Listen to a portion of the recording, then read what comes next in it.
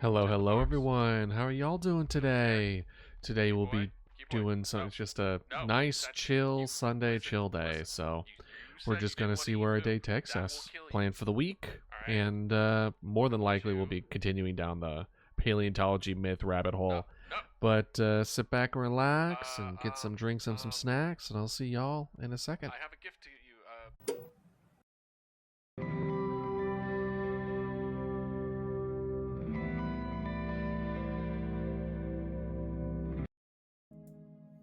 Hello, hello everyone. How are y'all doing today?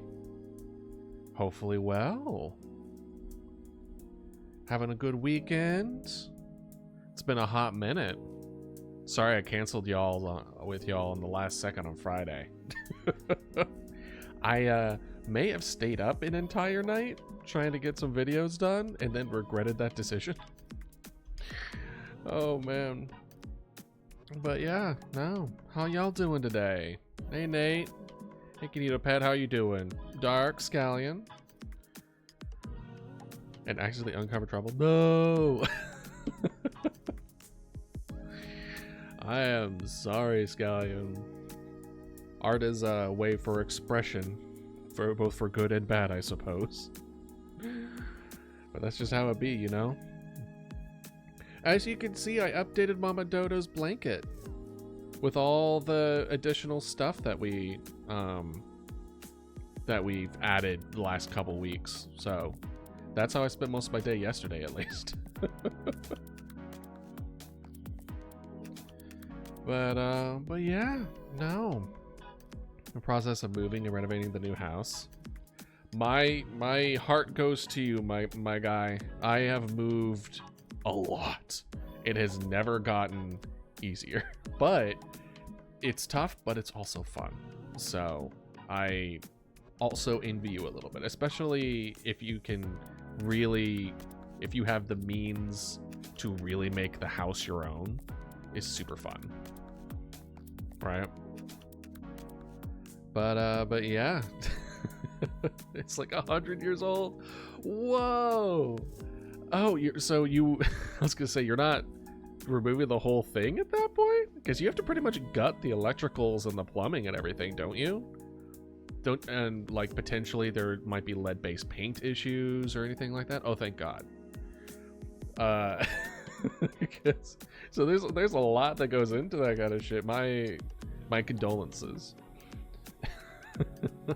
But I bet it's gonna look great. I wonder if I should make a section in the Discord for people who like doing stuff with housing. That would be kind of fun. Huh. Heading up to my mom's today. Gonna see if it can get my nausea-safe food safe again. Okay. Okay. I hope so too. You've been struggling for a hot minute. Has it at least been getting a little better, hopefully? Scallion? I was gonna say, I've luckily been pretty good as far as any kind of sickness on my end. My fingers are still recovering from the sprain. I've never known it to last as long as it has, but I've always, whenever I've been injured, treated it immediately. This was the first time that I wasn't able to, and now I see why people say treating immediately is important. Because it lasts so much longer when it's not. That is because of the underweightness. Do you have like anemia issues and stuff like that too? You don't have to answer that if you don't want to. Good news, I got my broken wrist cast off. Ooh, excellent. Hey Noma, well, I'm glad you're here. And that's enough.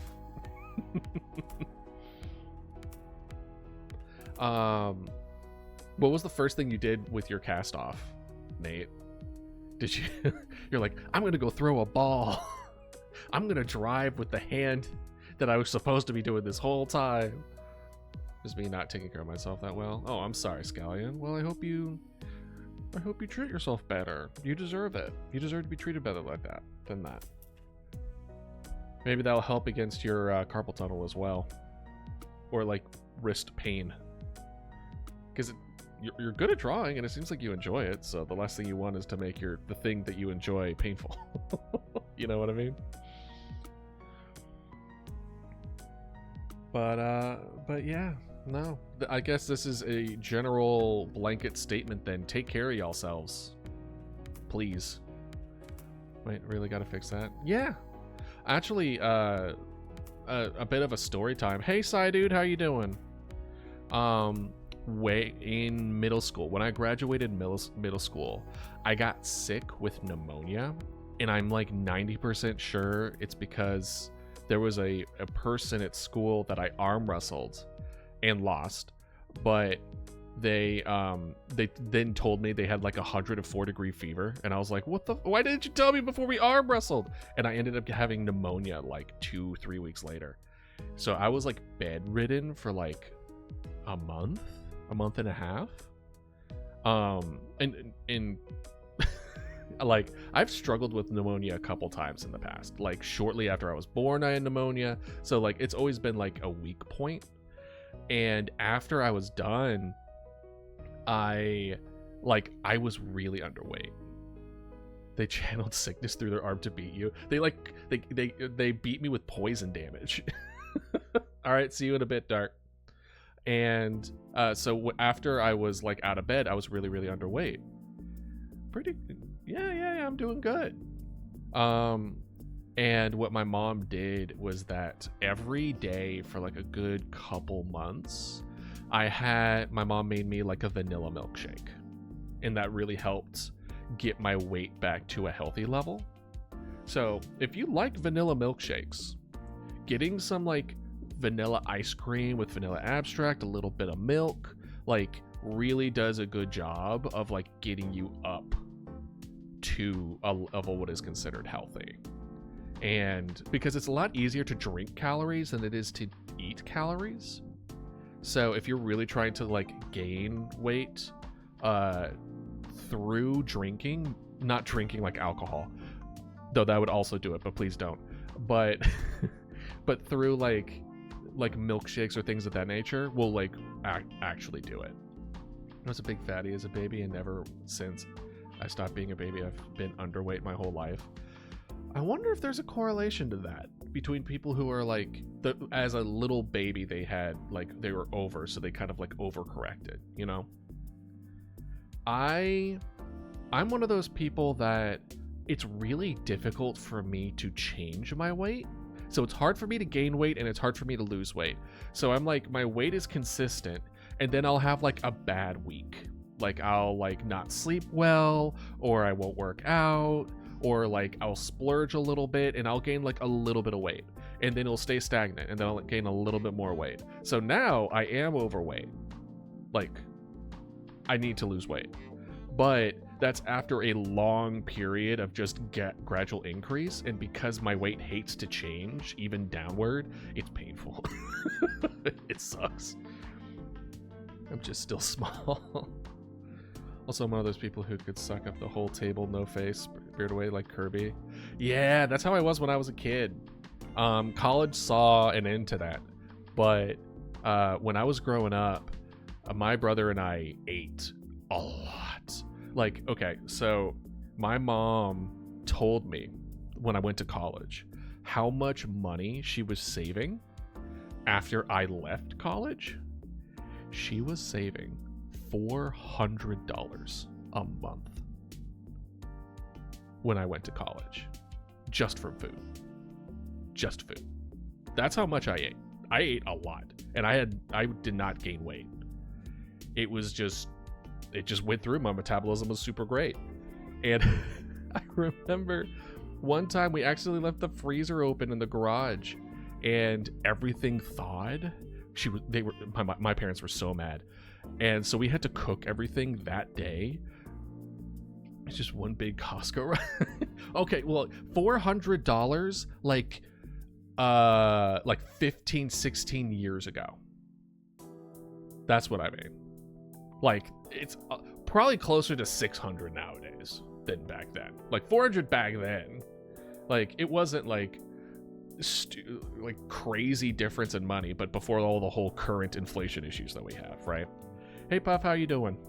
We're just talking about like past experiences and gaining weight and eating a lot of food and all that other kind of stuff.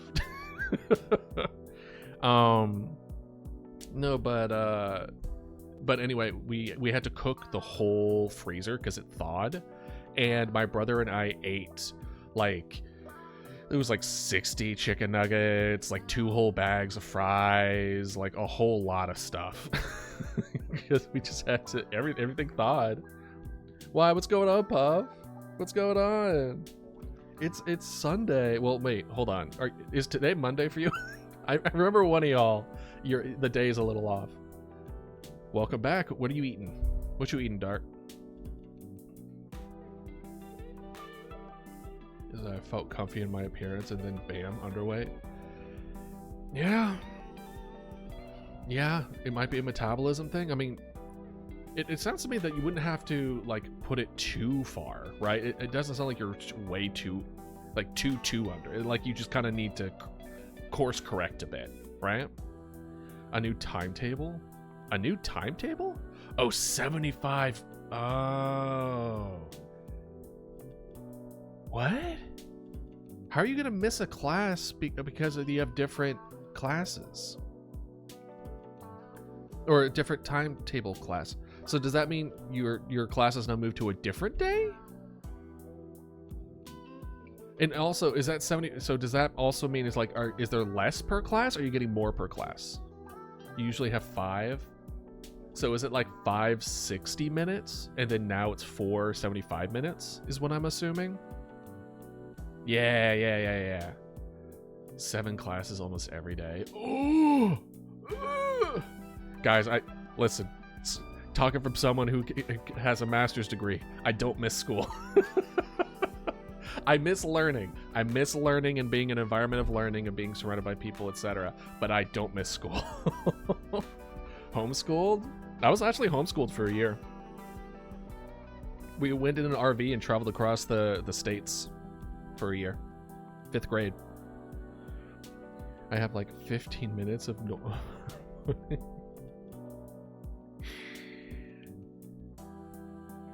Wait, you have 15 minutes of morning tea at PE? Or what is QE? Is that a miss? That can't be a mistype. What is QE? You just entered middle school, Nomo? I don't know. 7 feels like a lot to me. Wait, how long are you classes? We have 15 minutes of morning tea. Got you. Well,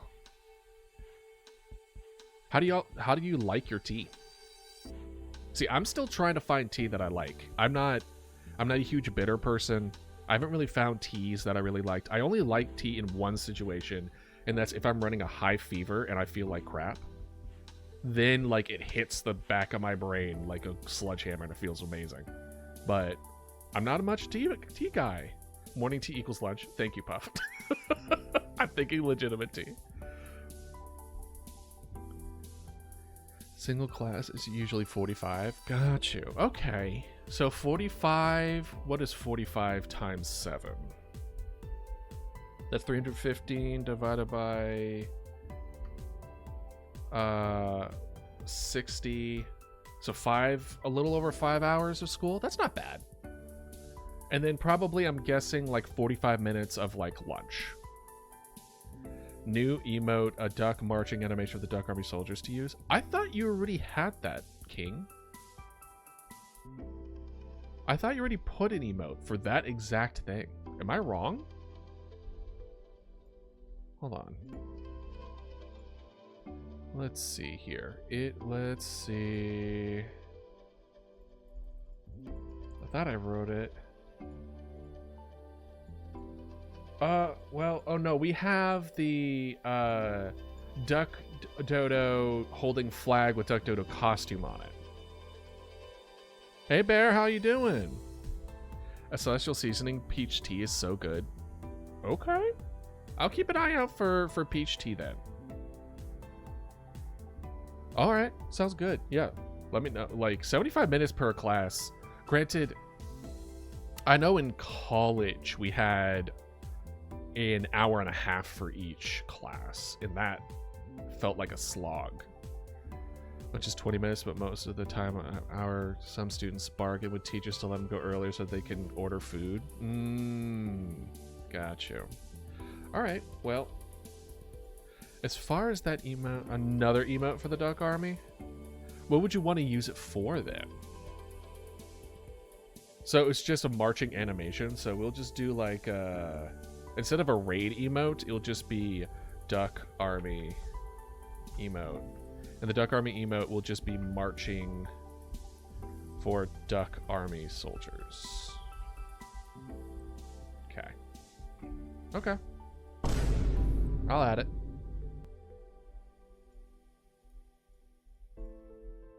I don't know how many more that will be specifically Duck Army, but at the very least, the Duck Army raid is pretty funny, and the marching duck for your Duck Army callouts, I feel like, is a fair emote to add. But yeah, no, and I remember, yeah, in college, well, hour and a half was okay. No. It wasn't the hour and a half ones that sucked. It was the 3-hour classes that sucked. Some classes, because the way that it is, at least in college, is like you'll have an hour and a half classes like 2 times a week, or you'll have like one class once a week, but it's 3 hours.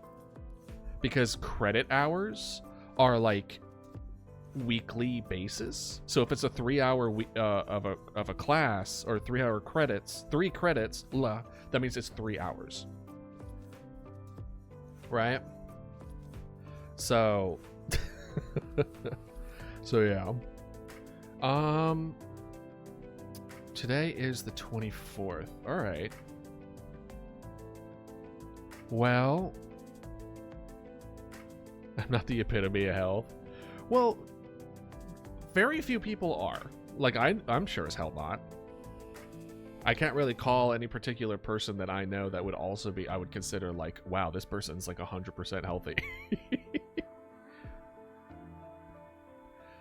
I managed to find a way to make Excel have a dark screen by making all the writing white and then put the background a solid black color. Like, I have to insert a black image and have that be it. That's not a dark screen of nothing. It's the dark screen. It has my schedule, so if you don't see that, then something must be up. Pretty good. Good. I don't know if it will ever go away, but I don't know. The whole hype train is new for me as well. I'm not used to that kind of thing. So we'll see. Hopefully it'll stay.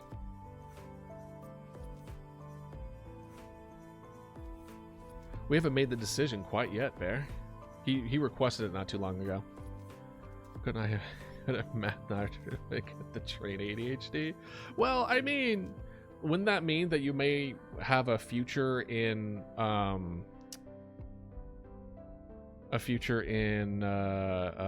engineering? Because why not?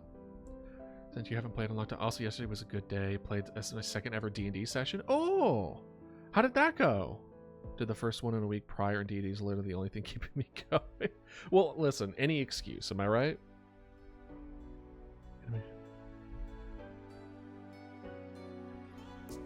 But yeah, no, D&D is great. It has helped a lot of people. I highly recommend D&D for anyone who's ever curious about it. As far as next week, if I don't get a job involving trains, I actually don't know what I'm gonna do. Well, that's the thing, Puff. You just have to figure out your strengths, your weaknesses, things that you may be passionate about. The only thing that I would recommend for people, pretty much at any stage of life, is just explore and see what tickles your fancy.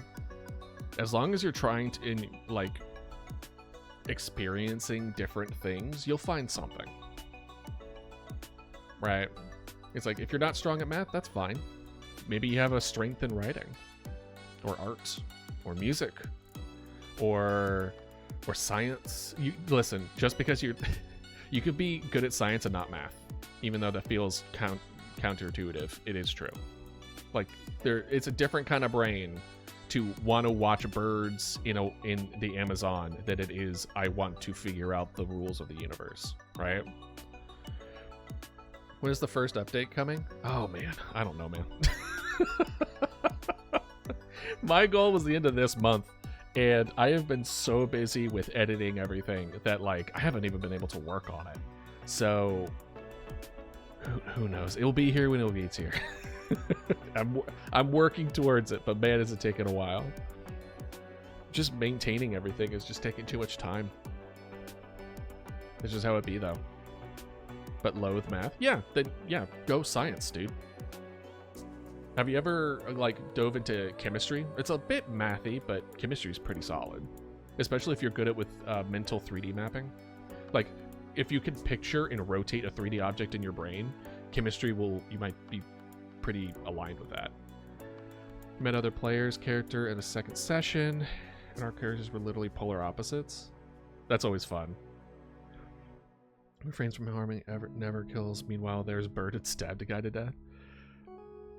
I bet that means the interaction between both of your characters are pretty amusing too. Usually when you have people who are very opposite, those tend to be the most amusing kind of relationships, right? What's the answer to the universe? 42.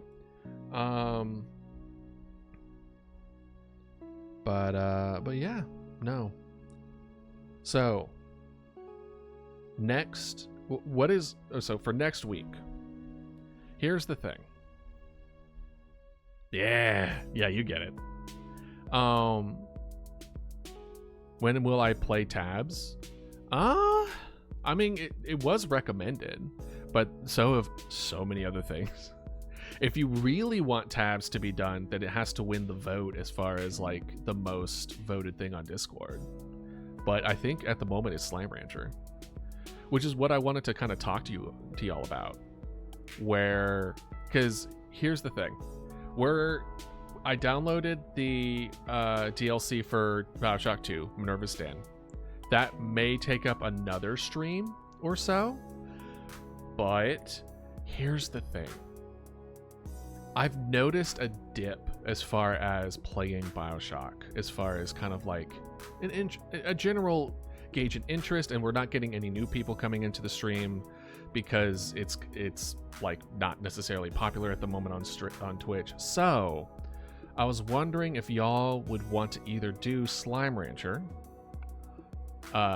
now and then pick up Bioshock Infinite and all that after we are finished with Slime Rancher, or finish out Bioshock Infinite and then do Slime Rancher. Because at this rate, by the time we get to Slime Rancher, it will be a new month with a new sub goal.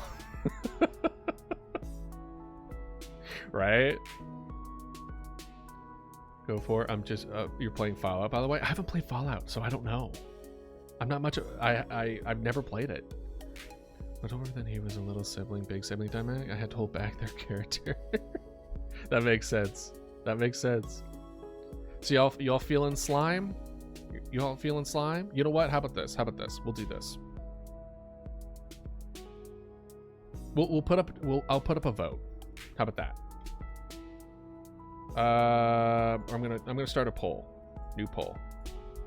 For next week, should we finish playing Bioshock series or start or oh shit. Next, it was too long. Next week, Bioshock series or Slime Rancher.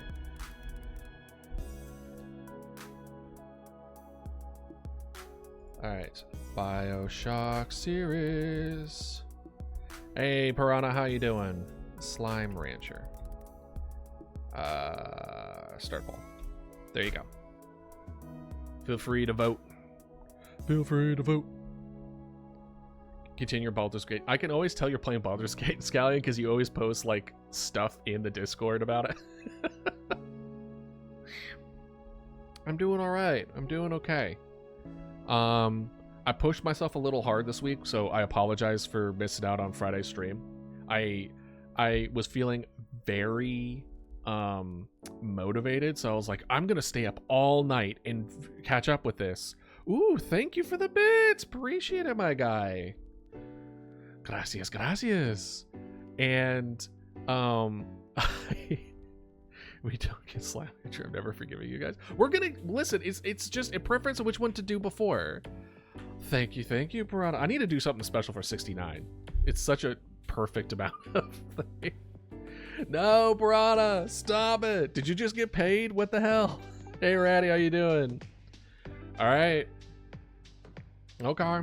All right.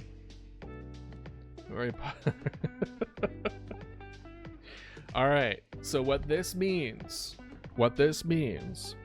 is that we will be doing Slime Rancher 1 and 2, and then well, thank you. I very much appreciate, Piranha, you coming in and giving your hard-earned money to us. Very much appreciated. But good. I'm glad, Ratty. So we'll be playing Slime Rancher 1 and 2. And then after we finish 1 and 2, we're going to go back to BioShock and finish that out. All right? Sound good? Brada! I know it's like...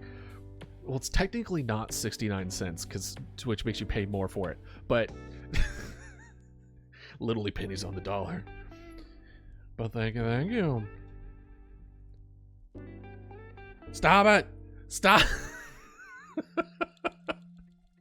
It's like, okay, I have an idealist budget now. Oh, gosh. Muchas gracias. It's like, I have $100, but I'm going to only give it to him 69 cents at a time. How many 69 cents do you have, Prada? No. It'd be tough out here. You need the money too.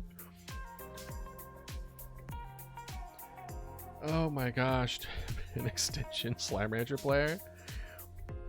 Okay, alright, fine. No, thank you very much. I appreciate it.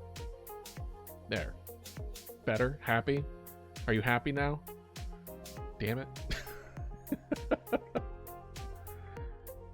No! Brada! I'm watching that tick up. Stop it. It's all 69 cents too, so it's funny.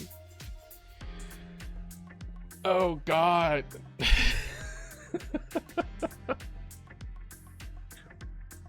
Go for it, Scallion.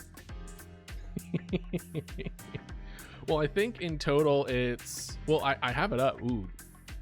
And it's now 700 bits split into 10? Wait, that doesn't make any sense. Hold on. What? Hold on. Did you give me 10 at one point? Why are you at 700? Because 1069 would be 690. Hold on. All right. Well, thank you very much, Piranha. I appreciate the support. Just remember, people can get official books in other countries. Mm-hmm. Yeah. Well, depending on the country. There might be some, like, legal reasons why they can't bring it in, right? Because it was such an interesting concept, but why was it racist? Yeah, that was also... I didn't want to mention it because you were excited for it, but I was like, it is very racist, unfortunately. No, Pa!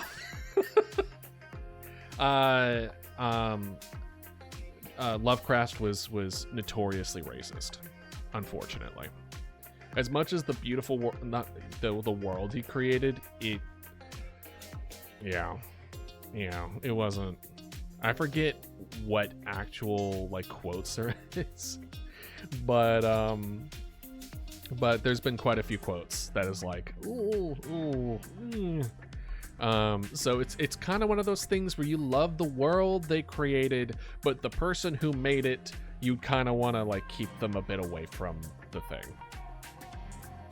Shiny hunting? Oh, Piranha. Best of luck. My heart goes out to you. Who's on your radar? Who's the one that you're trying to get, or is it just any? I have $4. Don't spend it all in one place now. Yeah. I mean, at that point, Scallion, you might just want to get like, I'm sure other people have made works based off of that universe. Maybe dive into that. You know what I mean? If I go to America, I'll just go around shops, even if I don't want to. Manga only once IRL. Yeah, it's everywhere here. Like go to any bookstore. So go for it. Yeah. Or you could just go to Japan. It's all over there too. Guzzlord in Ultramoon. Guzzlord? Which one was Guzzlord? Guzzlord. Oh! Hold on, let me look at Shiny Guzzlord. Let me check him out real quick. Oh, the white one? Hell yeah, that's good. That's good. Or piracy. That's also... Technically, it's correct.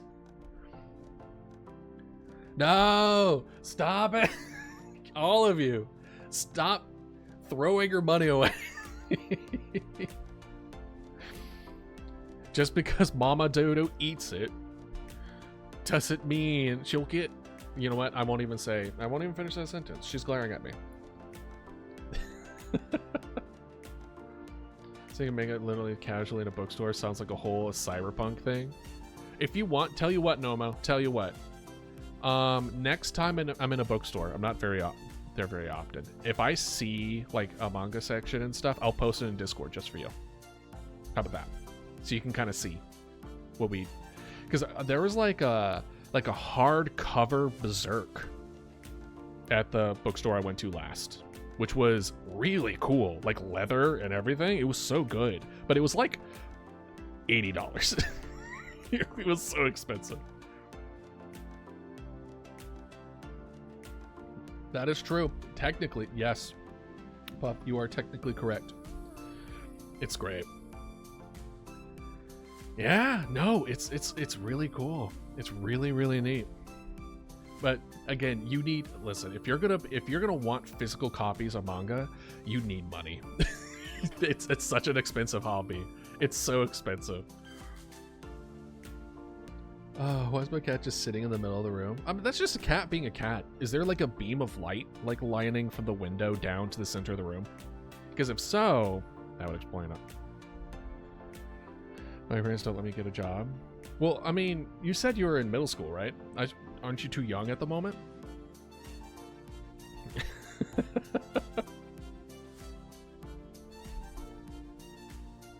Oh, all right.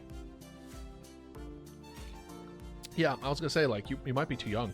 For me, before I was allowed to work, I babysat to get money. I went and got my babysitting license, and I babysat for my neighbors, like my family friends' kids. And they paid pretty well. It was pretty good. Because in the state that I lived in at the time, it was, you weren't allowed to babysit unless you were had licensed. So you learned CPR, the number for toxic control, all the whole thing. Too cloudy and rainy. I'm a little jealous. I love rain, dude. The same age you do get summer jobs. I'm sorry, Nomo. But I hope maybe you can find something eventually. I mean, it's pretty good. My points are 690. Let's go. You would babysit, but I do not like younger people. Well, then I wouldn't recommend babysitting, because guess what? If you're babysitting older people, that's a manager. Oh. You're just gonna have to deal with the fact that you're gonna be dealing with younger people. Granted, I don't know what it would be like for babysitting nowadays. I feel like it's completely different. I mean, I had a really good situation going. Like, I would come in, they both worked, right? They both worked full time. They had 3 kids. They had one, like right before I typed I'm 15, I had a huge deja vu. Didn't feel like this already happened before. It felt like this was the 3rd time it happened. You might have told me your age at some point. Weird. That's funny though. But no, they had 3 kids. They had one who had severe autism, one who was hyperactive, and then one that was about my brother's age, so only like 2 years younger. So they were worried that I would be able to handle them. And like, so I would get there around like 7, and then they would leave, and then, but their bedtime would be like 8:30. And like, it was absolutely fine. They listened to me. They went to bed without any issues for the most part. Like, it was great. It was a good time. And then I spent the rest of the night eating their snacks and just watching their giant screen TV. And like 1 o'clock in the morning comes around. They're just like, hey, so how was everything? And I'm like, yeah. They're like, well, we're going to stay a little longer. And I'm like, cool, that's fine. Granted, I know that now that they were definitely at a hotel.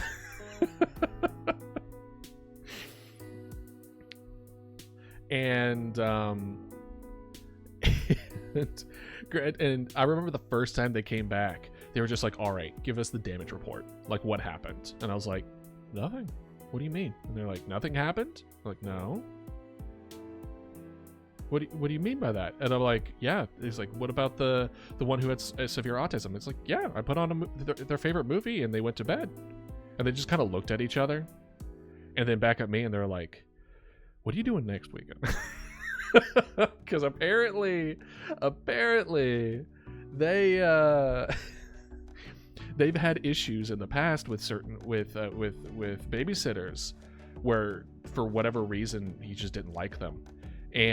But for me, he was absolutely fine. So I continued to do that, and every time I did it, $50 was put into my pocket. And I was like, this is the best thing ever. And my mom got really mad at them because they thought that they were overpaying me. She was like, no, don't give my son $50. Just because you're friends with the family doesn't mean you get to spoil them. And so she told them to stop paying me so much. So next weekend came around and they ended up paying me $49.99.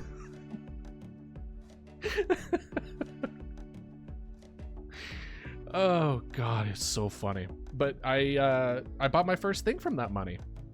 I bought a PSP, the little portable PlayStation handheld. That was my first thing I bought, and I bought it with, gosh, what was that game called? It was that PlayStation title where you're a bunch of cars and you blow each other up. Twisted Metal. I bought Twisted Metal with the PSP.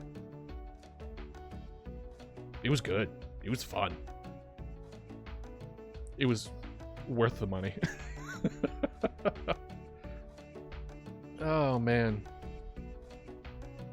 Dark, stop trying to pull people away from the stream, my guy. Come on, man. We talked about this. We talked about this, my guy. Look. Like, if people are here to enjoy the stream, stop trying to pull them. All right? Okay, my dude. What? Okay. So. Oh, just good to see it too. Well, they will see it in due time, Dark. Don't you worry. All right? All right. So, next week, we voted. The people have spoken. We are going to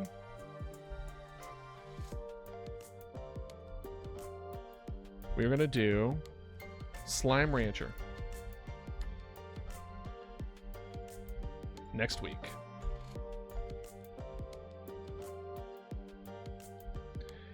For both Friday and Tuesday. I don't know how long Slime Rancher is going to be. I think... Actually, hold on. I can actually check real quick. For Slime Rancher 2, and to essentially get to the point where I played it for 24-ish hours.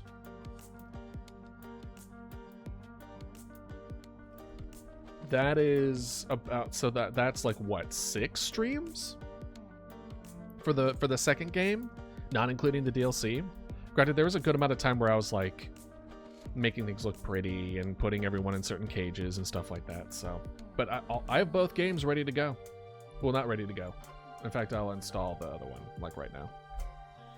Boom, done. But I already have an idea what I want Mama Dodo's costume to be for for Slime Rancher. What do you think the command egg would do, Ratty? Genuinely curious. Egg Rancher? Egg Rancher? What the hell is Egg Rancher? Is that just a chicken farmer? What would that be? Egg counter? I mean, that's fair. I mean, technically, the core is what she has instead of an egg at the moment. So it's not. So you could akin Mama Dodo is more like a kiwi and less like a chicken, I guess is a good way of putting it. It's more like you get one big uber egg instead of a bunch of daily eggs. You know what I mean?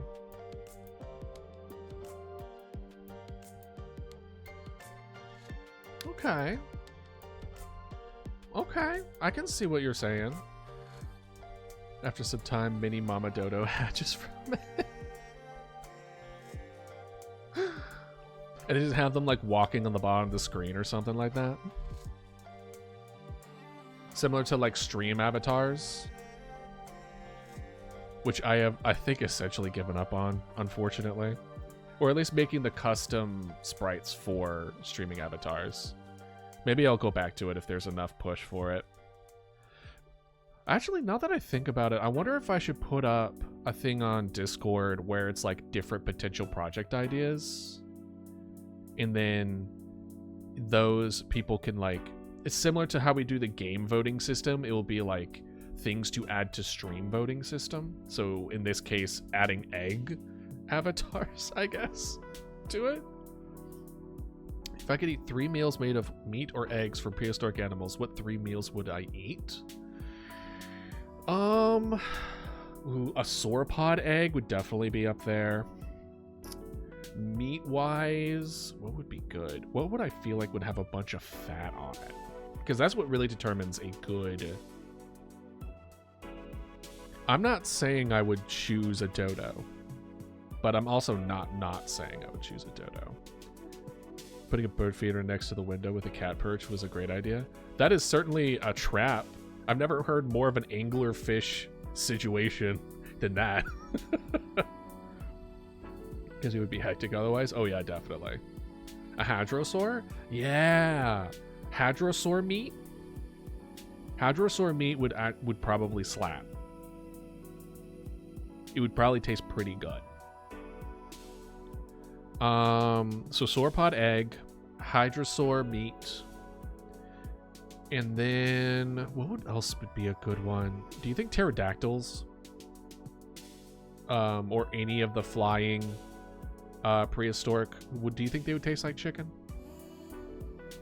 I feel like they would taste like chicken.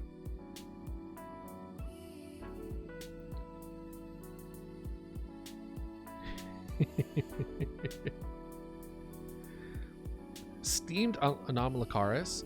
I don't think I would eat an Anomalocaris. I feel like it would be way too... It would be mostly shell. I don't think there'd be a whole lot of meat on that.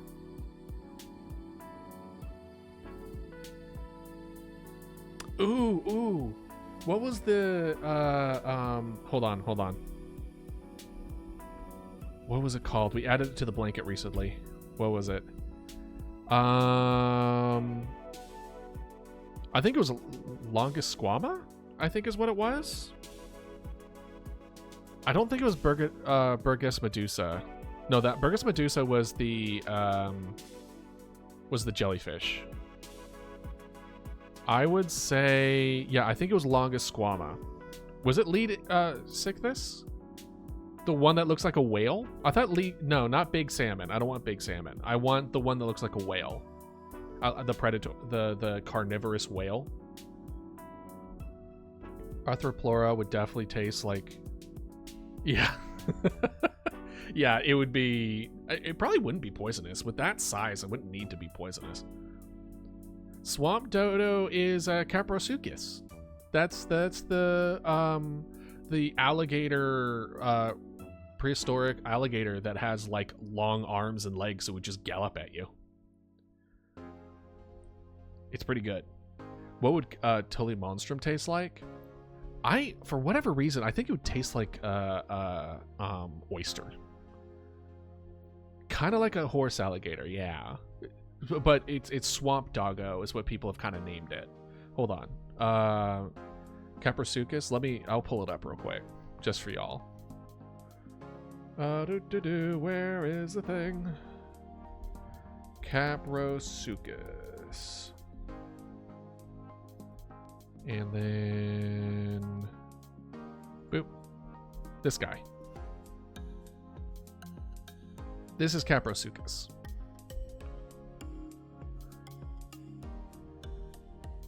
Yeah, the one with the long gait, you know? Yeah. So it's a crocodile doggy. He's cute. So this is Caprosuchus. And then this is Saprosuchus. This is the. Oh. Wait, did I spell that? Well.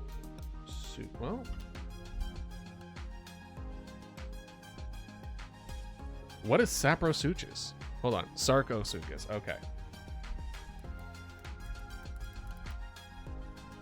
Oh yeah. With the nozzle, or the wide snout. So we got one that is kind of advanced. It's kind of like agility stat. This is kind of like the assassin build of the gator timeline, and then this is kind of like the tank build of the gator timeline. So are y'all pro tank or pro attacking? Are you DPS? Well, not even DPS, because I would say this is more just speed versus damage. This is tank, but they're both equal damage. So you want more health or more speed? Bug's Life is peak cinema. I need to go back and watch that. It's good. There's also Purosaurus? Can't tell if you're just making a cat joke. What are you? No, this is the tank build. What the hell? Look at this thing. Got that big snout. The hoo-hoo. Hey, Starbeast, how you doing? Just remind me of Tearzoo. Bro, I love Tearzoo. Tearzoo is goated. Come at me.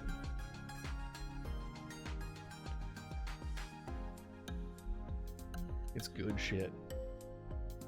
Hold on, let me check something real quick. Woo-doo.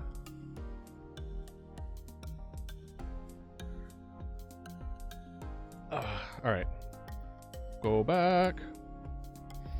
So, just finish blowing off your yard. Oh, I'm assuming you mean leaves. Good. Pretty good. I guess that's one of the benefits of not having a yard, is that then I don't have to maintain it. Though I do wish I had a yard. It would be worth it. Pretty good. We're currently discussing between Starbeast, are you for Caprosuchus? Are you on team Caprosuchus, aka Swamp Doggo, or Sarcosuchus? So essentially you have like an agility build and a tank build. Which team do you want to be on? Personally, I like Caprosuchus. I like the idea. I think an idea of a fast gator, because gators are already fast. If I were to hold on, let me look it up. Alligator top speed, 20 miles an hour. Oh, that's in the water. On land, 11. It's 11 miles per hour, which is not slow. It's faster than some of y'all and me. But this guy got that horse gait. He can catch up to you no shot. Yeah, he's got that dex build, exactly. He's all about speed. He's about getting those hits in and dodging those hits. Sarko just takes it all and then it crushes your skull. Right? So I would say they are equal attack damage, but one is health based and one is agility based. Which one? I say agility. I think if you just get hit, you just need to get good. Simple as that. Just don't get hit, forehead. Dragonborn character in D&D, are they furry by extension?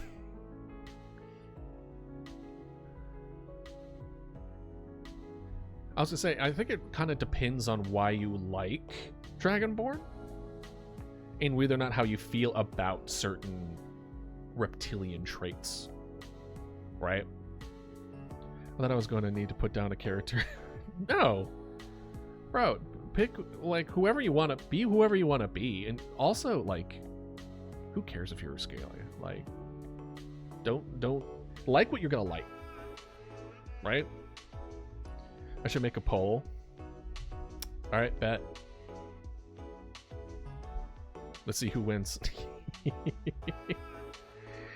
All right, new poll, new poll, new poll. Team Sarcosuchus or Team Caprosuchus. Boom. Boom. Start poll. You're playing a Tabaxi, then that leans a little bit. Yeah. But again, if you're making a character, I don't think you should have to worry about that kind of stuff. Just because, like, for instance, if I pick a character that is Dragonborn, I didn't pick it because it's like, oh, I want to be this, right? Why not? What's wrong with being a Tabaxi? I think y'all are looking too far into why people make the decisions. Some people maybe think that it's just cool. It doesn't mean like for instance, let's say I made a D&D character who's a woman. That doesn't mean that I want to be a woman. It's just I want to play as a character who is a woman. Simple as that. Creator of Tabaxi is called Cat God. Ooh. Like in their language or just in general Cat God?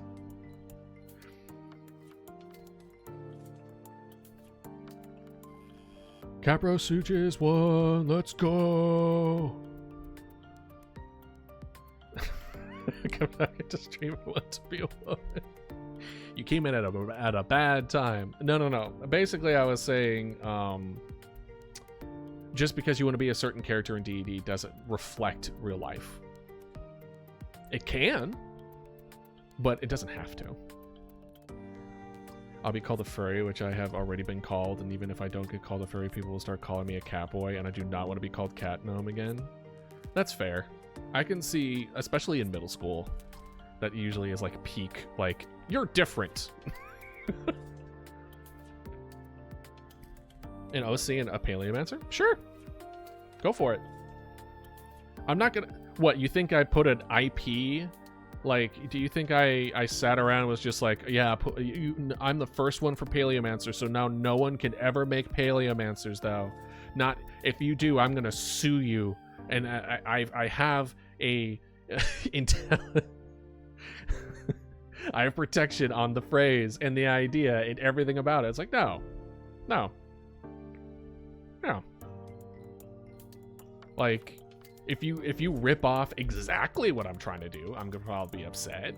But like only in the extent of like you're trying to profit off of it, like thinking it's trying to make it seem like it's your own idea. It's another thing entirely if you're just inspired. If you're inspired, go for it. You know? Stuff like that. Off limits most always. Yeah, unfortunately. Yeah, so Slime Ranchers next week. And I think from there we can just go hop right into... You guys want to continue down the iceberg, the rabbit hole of Paleomancer, Paleontology myths? Or do you guys want to do something else today? I got an array of drawings thrown my way. Gross. Slimemancer? That's cool as hell. Actually, one of my favorite art pieces... God, I forget his name. I always forget his name. But he made like a whole world based around like slime armor. It was so good. It was so cool. I fucking loved it. And I wish I could get a physical book, but it was only online. It was only like a virtual book, art book. It was so good. I think he like drew for Pixar and shit like that. There's a lot of like offshoots in D&D that I'm pretty sure have like playable slime characters. I have an idea for Paleomancer that has a Parasaur crest, and they use a horn to summon their Parasaur mount. That's cool as hell! More iceberg? Yeah, we could definitely do iceberg. That's cool as hell, though. I like that, Ratty. That's a cool idea. I was also thinking as far as what equipment based on the fire breathing Parasaur I wanted Idealist to have and how that was going to work. So there may be a future. Oh, there is one thing that I'm going to be doing as far as art that I'm going to try to do. I'm going to try to do it once a week, but we'll see about that. Where there's going to be a thing called Idealist Journal, where the first page will be on all the social stuff, and it's basically like almost like Idealist trying to figure out how to make the things he's making, and then the pages 2 and 3 will be behind the what do you call it, coffee. But the first page will always be like open for everybody. But then if you want more, then you donate through coffee and then you get access to more.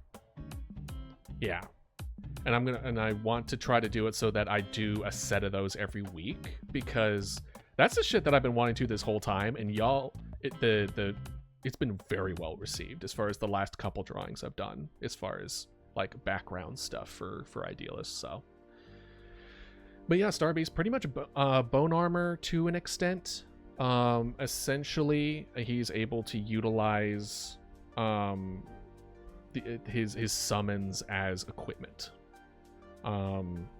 It's kind of one of his more advanced techniques that he learned along the way, and I definitely am going to be diving a lot deeper into that as far as that kind of look. Especially I love the idea of like these bone armor blueprints look to things. Like, oh, forget about it. It's so cool. I want to play an elemental one of these, but go for it. Go for it. Oh, no problem, Scallion. I will never not tell you to do that. If anything, you're the one who, like, I wouldn't have a Tumblr if you didn't recommend it so much. That wouldn't have been even a thing. Dodo Hydra? I mean, we already have a Hydra cat.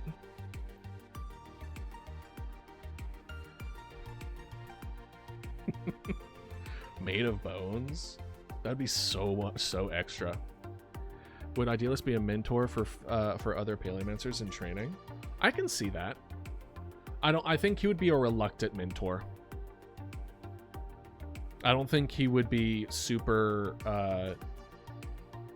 because him being a Paleomancer, he didn't choose to be a Paleomancer. It was kind of forced upon him in a way.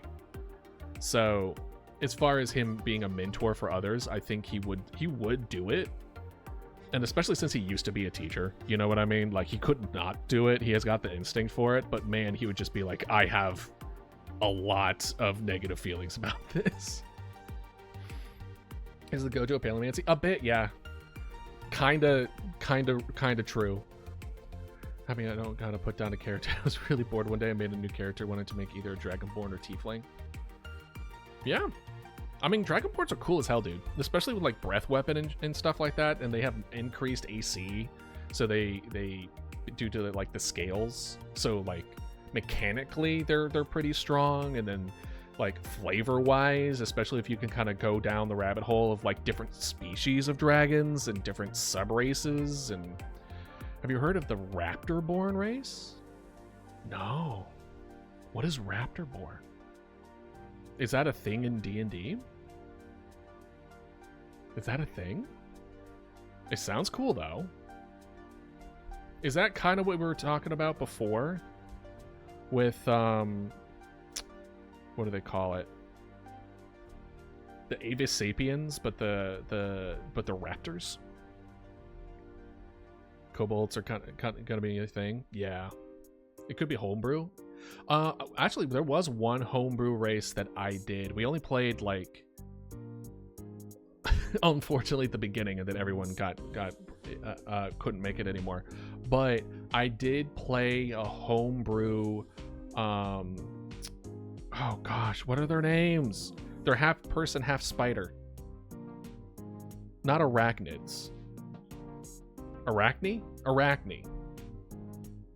It was a Arachne mob boss. It was so cool. I was the brood mother, and all my other Arachne like underlings were mob. They were part of the mob. It was so good. It was so. Mwah! My friend is self-conscious about his world building, but my God, can he host a game? Dinosaur like lizard folk. Gotcha. Spider-Man. Spider-Man is good. I'd like to make a kobold character, but I heard a lot of scalies like kobolds, and I'm not a scaly or furry, so sadly. Well, that's the thing, right? That's the thing that I really dislike. Granted, you know, based on your environment, you had to have kind of think of it that way, but not choosing that you want to choose because you're being perceived as being a part of a group that you're not even really a part of, or even if you were a part of. Like, it's not... I don't know, man. It sits with me wrong. I'm here to tell you you should play whatever you want and shouldn't have to worry about other people. But, you know, life isn't always that simple.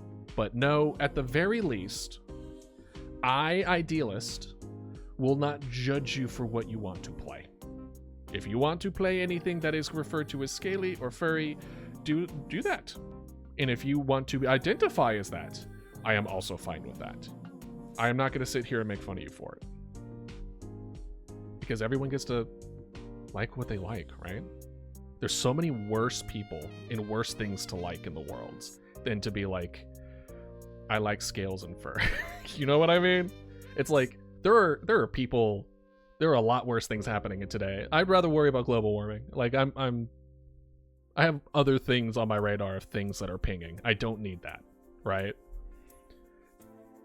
It's not even because of those reasons. They were just cool. Exactly. The Divinity Original Sin for being the Skeleton Man is so cool. That was my first playthrough of it, is that I was Skeleton. It was a good time. Alright. Let me just check something real quick. Why didn't the pre-roll thing go off? Sort of. Okay. We are going to go into ad break, and then we will come back and get started on the Fringe. All right? So I will be right back. All right. Have a good one, Scallion. I'm getting a refill of my water, by the way. That's what I'm doing. I'll go ahead and start this, though, for y'all. Or at least show this up for y'all.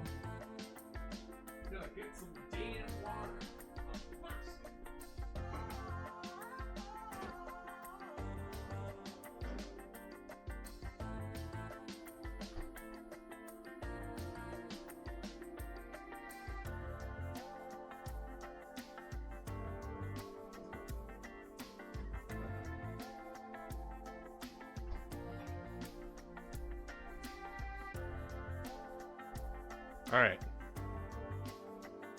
I'm back. Figure out a homebrewing D&D Beyond, since a lot of races are behind a paywall. Yeah. A lot of times you can kind of find a way to figure out everything you need to for that.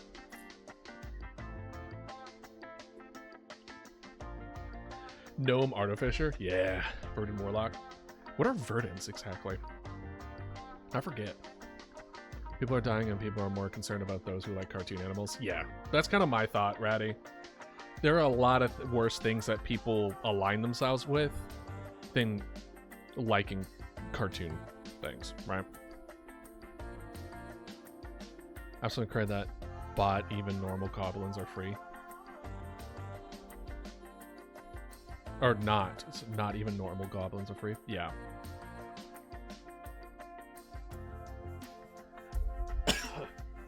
Fancy goblins with telepathic powers. What? Let's look. Verdant. D&D. Sorry, went down the wrong throat. A race of continuously mutating goblinoids that have fear and fair and... Okay.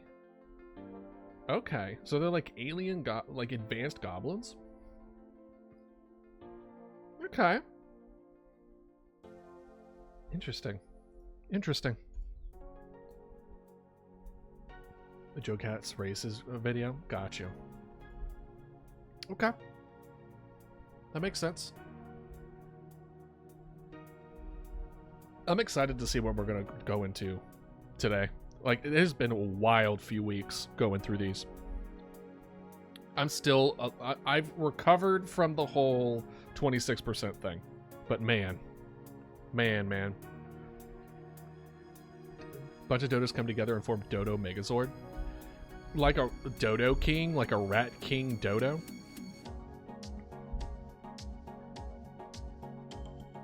Just like a roll, Autobots roll out. So the 26% thing, we learned that 26% of Americans believe that the sun revolves around the earth. And I lost my mind. Yeah. I actually like went off. I just went off after learning. I lost my gourd completely. I ended up making that my short too, just because it was just so... It was so crazy. It was so crazy to me.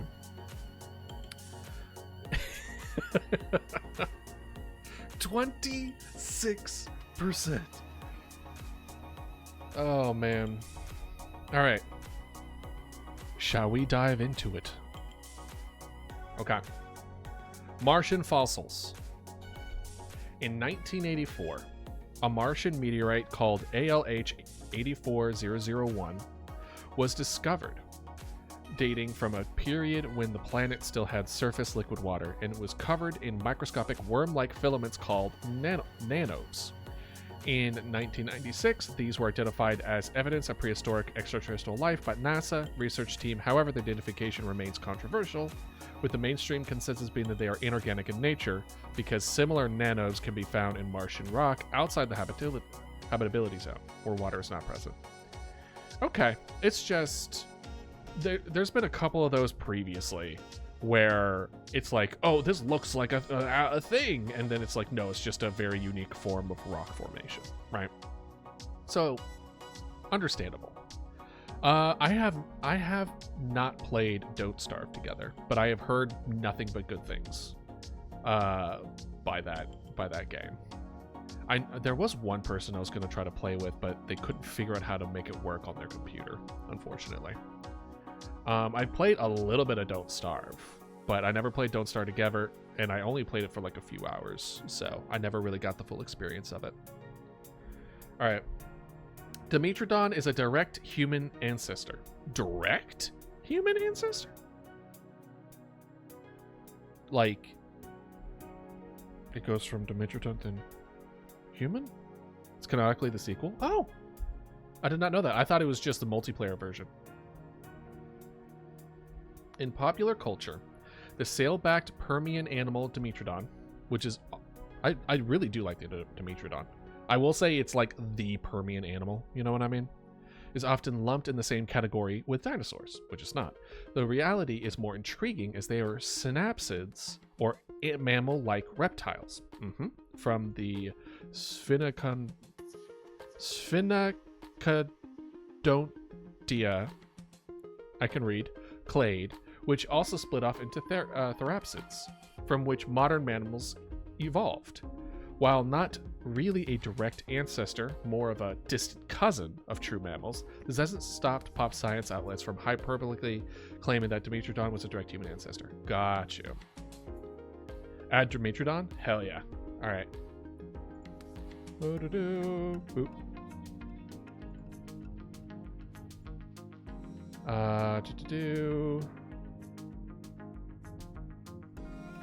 Now, blanket Add Dimetrodon. Sounds good.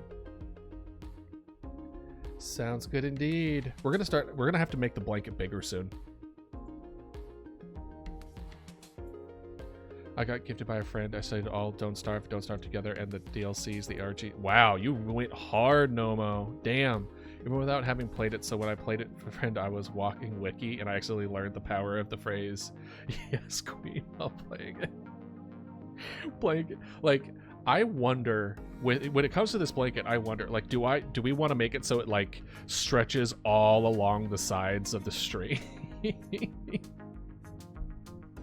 That would be kind of funny. It just, like, somehow envelops the screen. Would be so good. Oh, man. All right. Okay.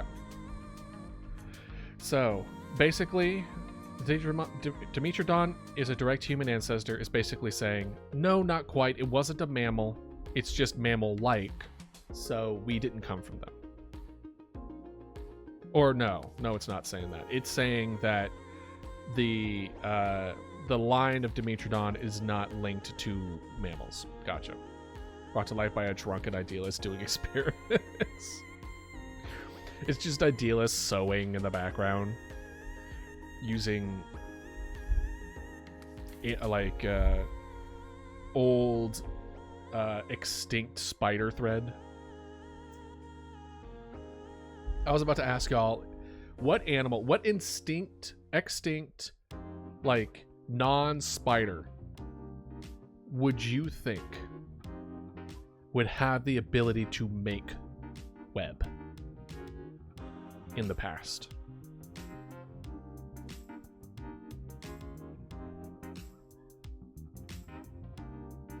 I can't think of any that would, because webbing is such a unique thing to spiders, but it can't have only happened to spiders, right? At some point, someone down the line probably also did it, no?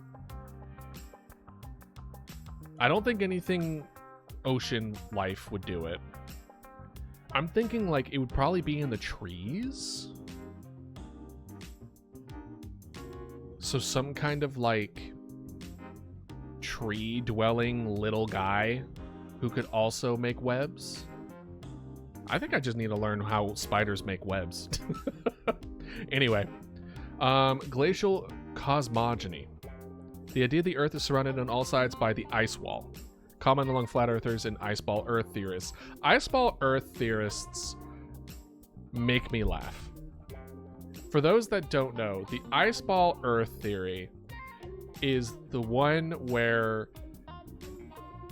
the Earth as we know it is just part of a super Earth that is surrounded on all sides by an ice wall.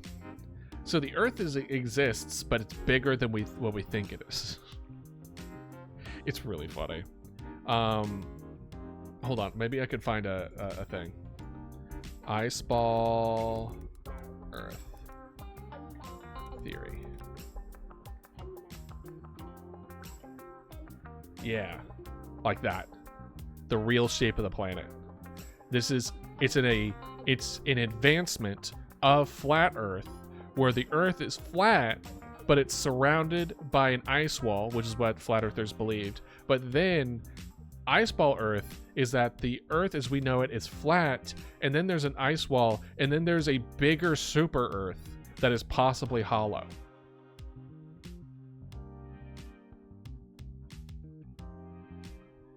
Yeah.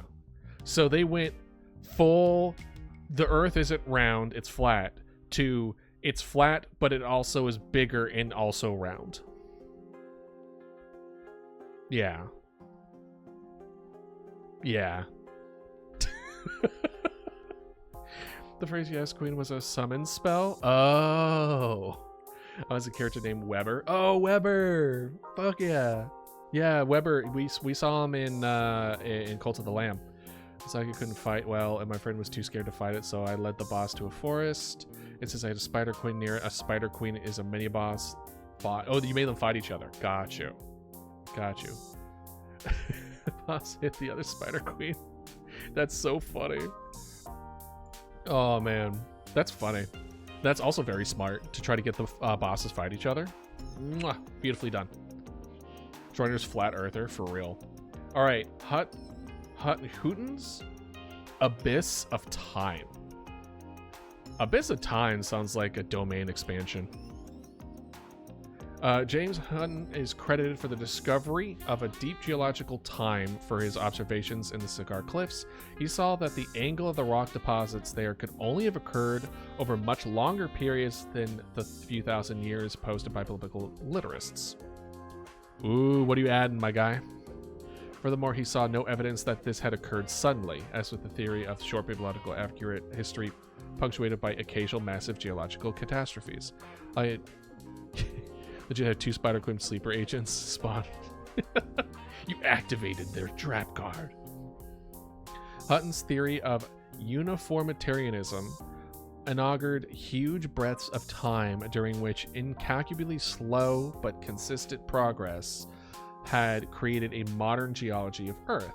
Hutton's formulation was a dizzying abyss of time closer to infinitely existing Earth, as he abhorred the idea that there could be empty periods without humans, or at least the prerequisite creations leading to humans.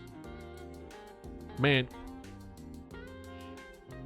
biblical literalists will literally think of anything but billions of years, don't they? Oh gosh. Spinosaurus? You got it, my guy. Spinosaurus. Hell yeah. All right. So basically, this guy's saying like, wait a minute. There's more rock here than more than 2,000 years. This could only mean one thing. There must have been an infinite amount of time. It's like, bro, what? What? Oh, man. Oh, shit. Hold on. Dang it. Idealist. You have one job, my guy. I keep forgetting to post on the socials that I'm live. Son of a... Alright. Okay, we're back. Mother. I'll make up a whole rhyme before I say the name of a domain expansion. I'm off the deep end now. Oh, man. All right, Colliker's heterogenesis. Heterogenesis is a theory of saltationism, which departs from Darwin significantly, claiming that evolution is not caused by external environmental pressures, but by a birth of a radically distinct heterogenic individual from which a new species emerged rapidly. Right. It's not gradual change over time. It's you have a completely normal chicken giving birth to a complete dinosaur, essentially. This is conceived as an internal process built into organisms. Gotcha. Venomous dinosaurs. Why wouldn't dinosaurs be... Okay. In 2009, Impu Gong hypothesized that the grooved, elongated fangs of Sinornithosaurus evidenced a venomous bite, which it used to stun prey. Later analysis, including Gong, have cast doubt on the idea. Chicken, 100%. Or, wait, hold on. Dinosaur.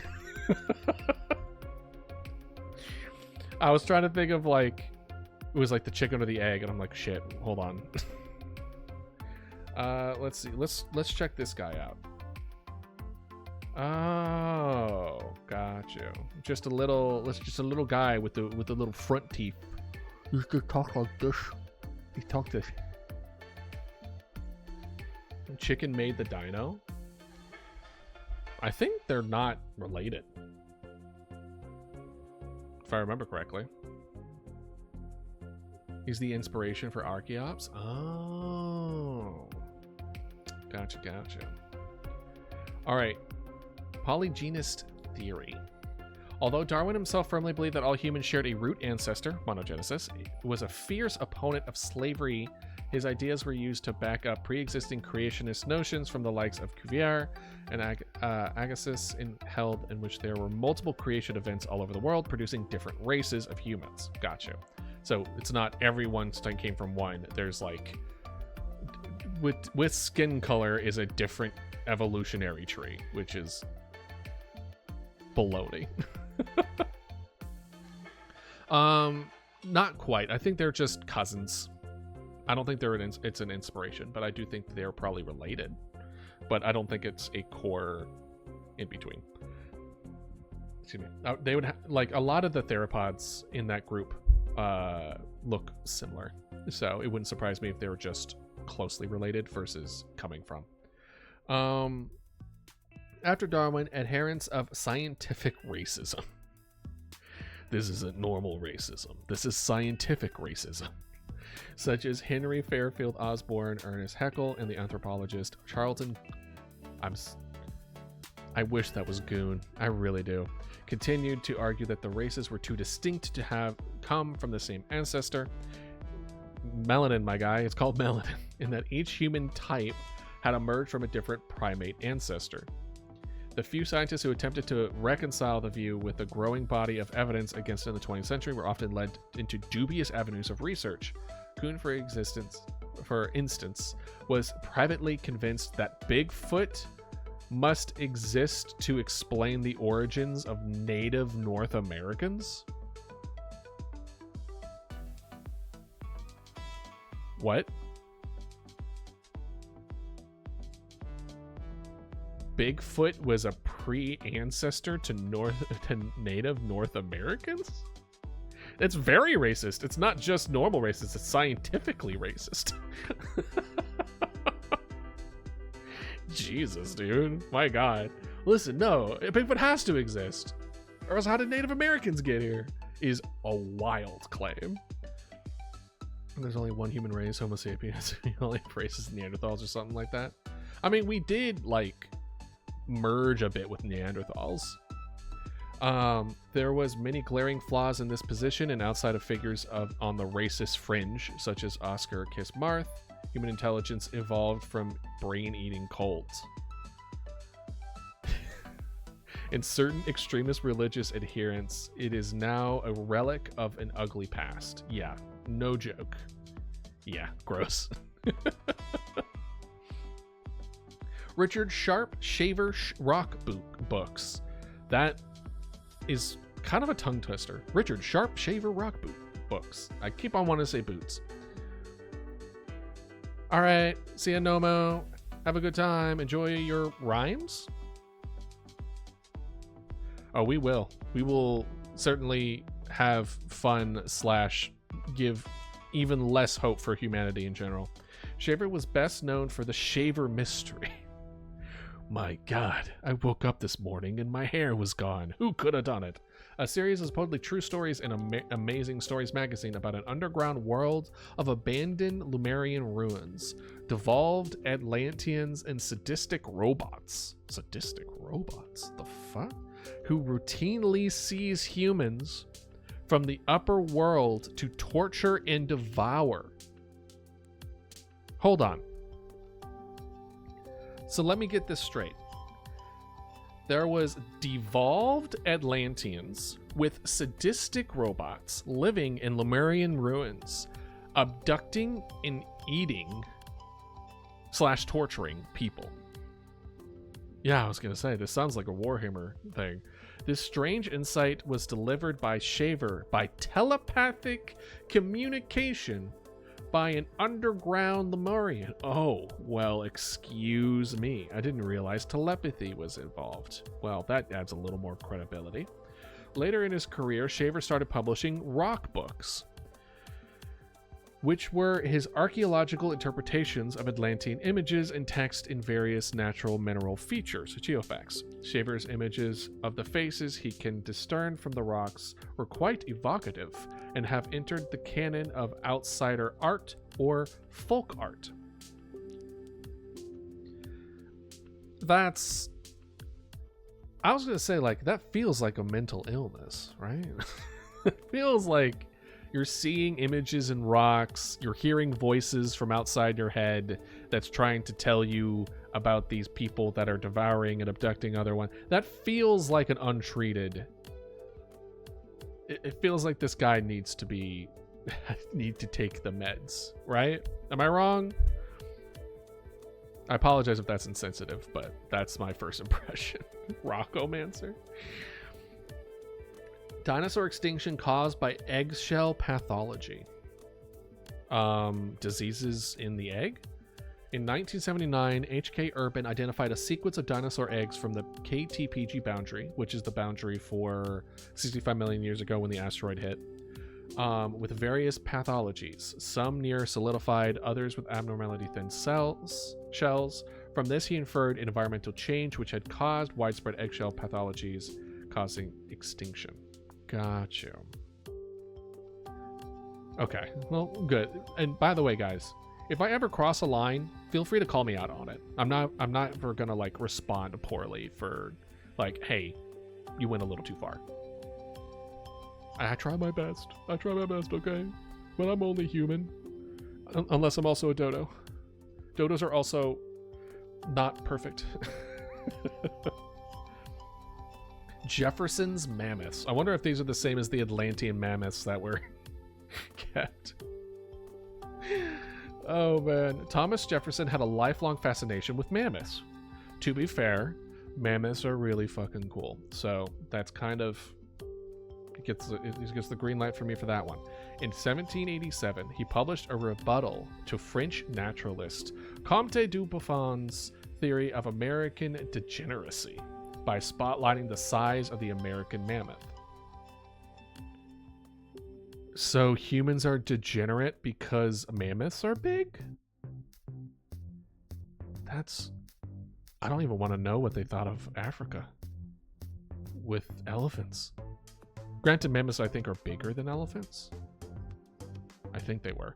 As a skeptic of the theory of extinction, Jefferson also believed the mammoth still existed in Americas. And conceived of it as a carnivore which bounded across the earth in great leaps, per evangelical George Turner's Fringe interpretation. What? Jefferson believed, Thomas Jefferson believed that the mammoth still existed in America and is a carnivore which bounded across the earth in great leaps.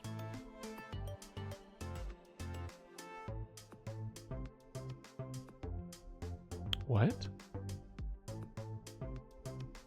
Is this the giant elephant from One Piece? Whatever that guy name is. Yeah, for real. Bro, what? Thomas Jefferson? That's... Okay, we're moving on. Frozen dinosaurs. I mean, dinosaurs? Okay. Rumors of dinosaurs preserved in ice similar to the famed mammoth carcass of Siberia. Most notable case in cryptozoological literature is the Glacier Island carcass, which was described as a giant lizard-like reptile thawed in Alaska in 1930. Gotcha. It's, we totally found it. I don't know what the problem is. And then there was like no proof of it. Got it. Or maybe it was, and big paleo put a stop to it, so y'all wouldn't know the truth. Okay. Halley's music of the rolling world. What? Edmund Halley proposed in the 17th century based on his observation of the periodic magnetic pole shifts, right? The magnetic poles of the Earth flip occasionally. What the Earth was not only hollow, it was filled with increasingly smaller centristic spheres, like a Russian doll. I mean, is that not technically kind of correct? With the different, like, you have the mantle and then the inner core and outer core and, like, right? I mean, is that not kinda? Well, it's not. It said it wasn't hollow. It says that there's more spheres under the Earth, which is, I think, technically correct, no? Like, if you were to strip away the crust, you would have a sphere of a mantle. And then if you strip the mantle, you would have the outer core. Then out of the outer core, you'd have the inner core. Like, technically, kinda. So these inner hollow... Oh, hollow globes. Never mind. Never mind. Never mind. It's not hollow way through. I thought they were just talking about layers. Globes rotated independently of each other, producing a seismic music, which Halley actually claimed to have picked up on, which he transcribed in his manuscript on the subject. He termed it the deep music of the rolling world. To be fair, Deep music of the rolling world kind of slaps. That's kind of a cool thing. That's kind of a cool title. Just saying. Earth is like onions. Yeah, the difference is this onion is full of like stuff. And he was saying like, no, these are all hollow, but they're multiple hollow. And it's like, what? Hold on, what? Neo-Lysenkoism. Today I learned that the Earth is ogre. Trofim Lysenko was an agronomist in the USSR who believed the acquired traits could be inherited by the next generation, such as plant being grafted or plucked of leaves. Against the outcry of most Soviet geneticists and agriculturists, Lysenko ideas became nationally institutionalized, and critics of the Lysenkoism faced censorship. Unfortunately, Lysenko's miscalculation of crop yields was directly responsible for many famines. Ooh. Bro, imagine fucking up so hard. You don't make a famine, you make many famines. Yikes. While Lysenko himself did not believe his theories could be applied to human genetics, Stalin advocated a popular form of Lysenkoism with eugenicist aspects. There has been a soft resurgence in Lysenkoism ever since the rise of epigenetics. Gotcha. So basically, he believed that the acquired acquired traits could be inherited by the next generation. I mean, isn't that how genetics work? Unless it means like you can guarantee it, right? Because like that's how we got dogs, where we bred for certain traits over long periods of time. That's how genetics works. I guess this is saying that it's like, cool, I want this particular trait. I'm going to graft and plant and graft this so that it will always have this trait. I don't know how I feel about it. I feel like I'm missing the point here.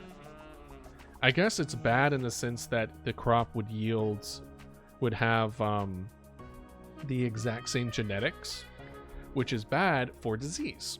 So one of the benefits and one of the reasons that sexual reproduction exists and the randomization of genes exist is that you have a population of genetically diverse that have a different kinds of immune responses to diseases. So what will come in and wipe out, like, let's say it's effective against like 40% of the population.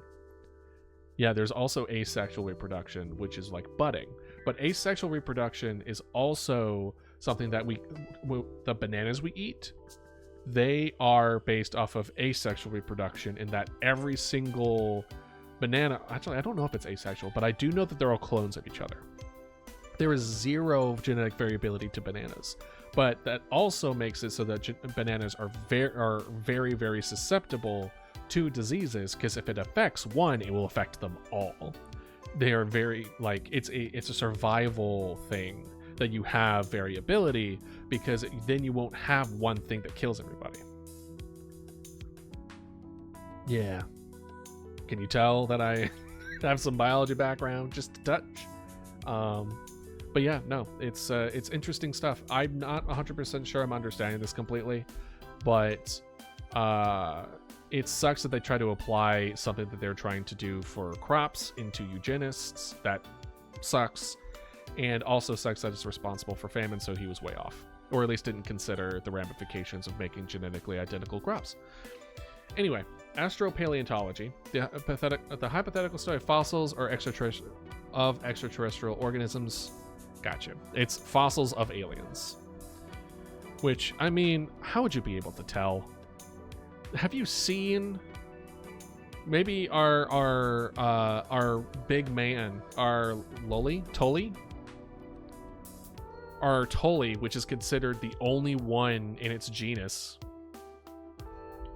and we haven't found any connection anywhere. Maybe that one is astropaleontology. Who knows? Who knows, man? I would probably say more than likely not. The Mexican one? It's the one that looks like it has its its mouth like at the end of a tube. Oh, fake alien in Mexico? You're gonna have to be more specific as far as which fake alien. There's been so many fake aliens, dude.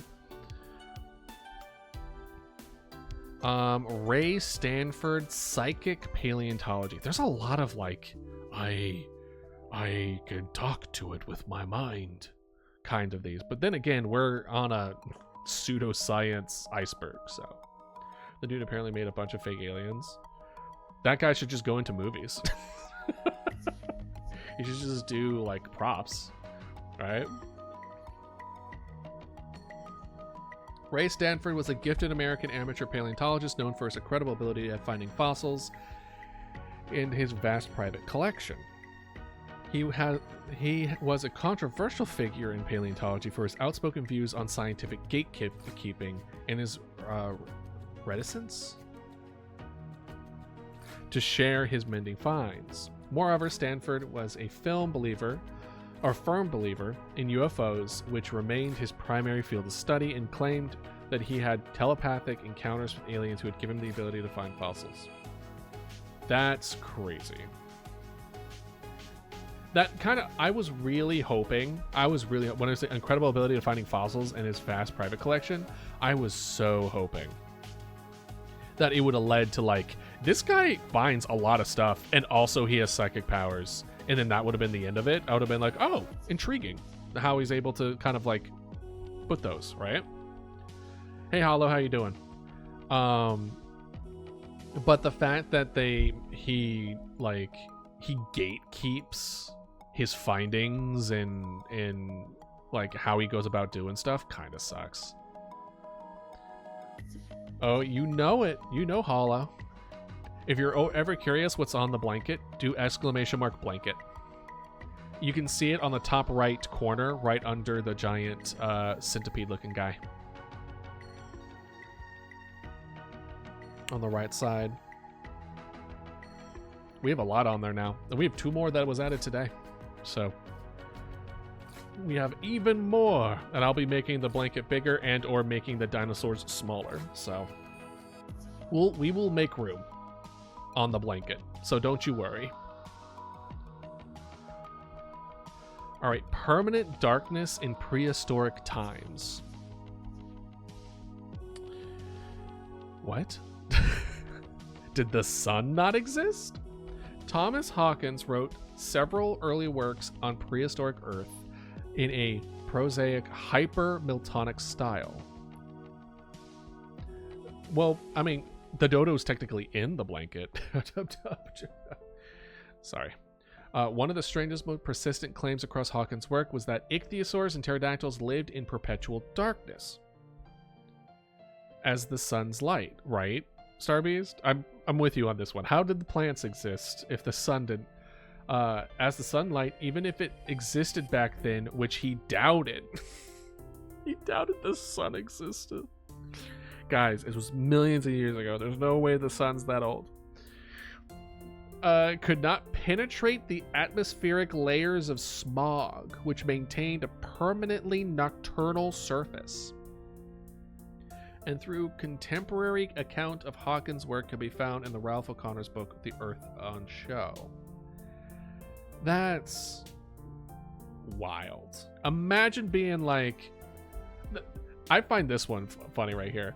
As the sun's light, even if it existed back then, which he doubted, is really funny. Like, bro, you believe the sun existed back then? A little cringe, but let's pretend the sun's existed. The clouds would be so thick that it wouldn't be able to go through. Do you know how thick that atmosphere would have to get zero light? Like zero light? This is air we're talking about. This is like, for the most part, air.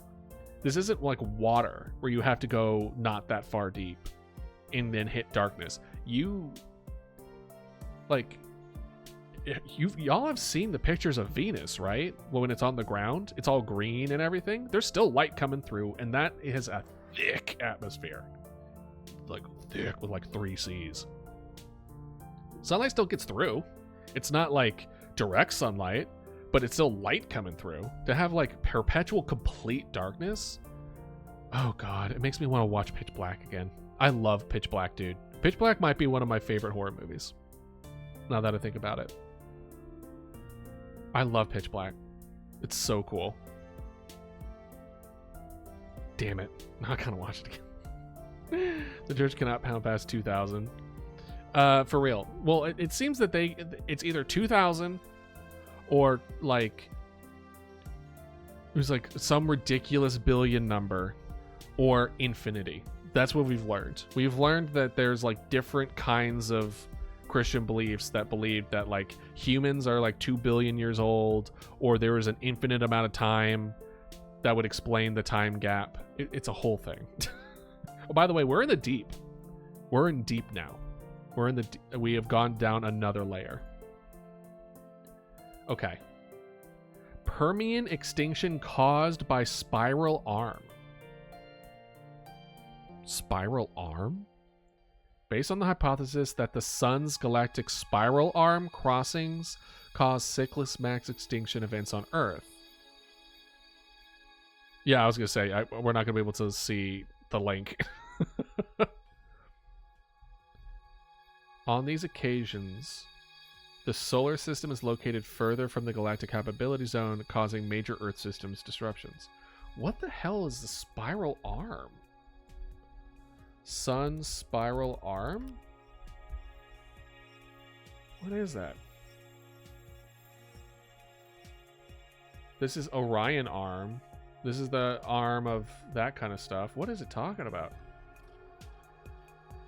That the sun's galactic spiral arm crossings. Oh. Got you. It's basically saying because we're on the arm that there are things that we cross that cause... Maybe? On these occasions, the solar system is located farther from the galactic habitability zone, causing major... Oh. So it's saying that we cross a habitability zone on the spiral arm itself, causing things to die off, even though I don't think that has anything to do with it. Gotcha. Okay. Weird. That one's weird. That took a while for me to understand. Odd. Anyway, pterosaurs could talk. I thought that said pterosaurs could talk. I swear to God that says pterosaurs could talk. Could not walk. Happy Boppity 2.0. Yeah, you don't want to go into the Happity Boppity zone. We die there. In 1974, C.D. Bramwell and G.R. Whitfield theorized that pterosaurs could not support their body weight on the ground and instead flopped off cliffs to become airborne by sliding off their stomachs like penguins. Bro, imagine seeing a pteranodon and being like, that man be on its stomach like a penguin. Oh man, that's funny. All right, manatees are human subspecies. What? What? Manatees are a human subspecies. That's pretty funny, though. That's pretty funny. It's just standing there. It's just like trying to like edge its way to the edge because it flopped too early. Just like trying to scoot forward. Oh, man. Yeah, aren't they related to cows to some extent? A claim by aquatic ape hypothesis theorized... Oh, that's true. Aquatic ape. All right. I forgot about aquatic ape hypothesis. So this is an extension of that. Aquatic ape hypothesis, for those that don't remember, are the belief that humans evolved to be underwater. Not underwater, but like in water, like semi-aquatic. And apparently some versions of that also say that we are mer people. But theorist Elaine Morgan in The Descent of Women that manatees may represent a branch of humans who became fully aquatic based on comparative anatomy. Genetics throws the idea out the window, and fossils of manatee ancestors are well known. In her later books, more scientifically minded than the original, Morgan dropped all references to the idea, suggesting it was not meant totally in earnest. They're just like, guys, I was kidding, guys. I didn't mean it. I was just joking. You know, this wasn't not that big of a... Oh, God. All right. Birds evolved from stem High-mother. Richard Owen placed birds and mammals in the same category. And although very rare, this concept has been picked up in modern times.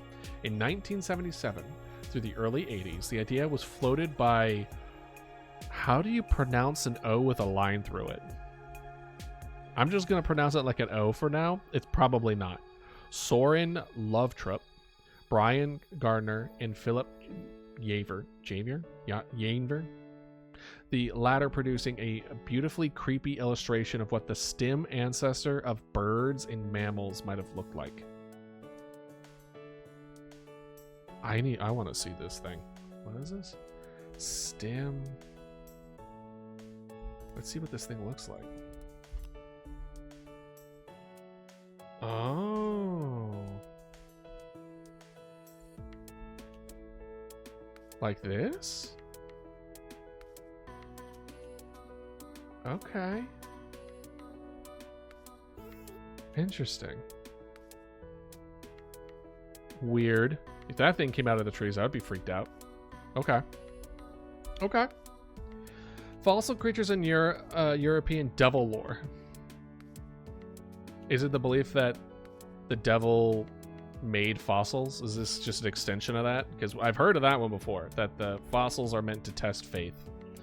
Europeans frequently portrayed fossilized creatures as instruments of the devil, along with goats, potions, and witches. Oh, so it's kind of like a resource? So like like Idealist with Paleomancy. Fossils are a resource. An illustration of fossil creatures coming to life as part of an unholy ritual could be seen in 16th century. Hey! The first Paleomancer was in 16th century? Well, damn. I didn't know that. Engraving Witches, Sabbath, and Reconstructed Skeleton of Monster by Monk. Okay, let's look at this. Witches, Sabbath with Reconstructed Skeleton of Monster by Marco. Let's see if we can find this picture. Yeah. Ooh.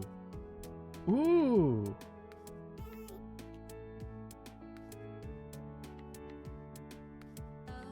That's kind of cool looking. Let's see if we can get a bigger look at it. It's not good enough. Let's see if this one's bigger.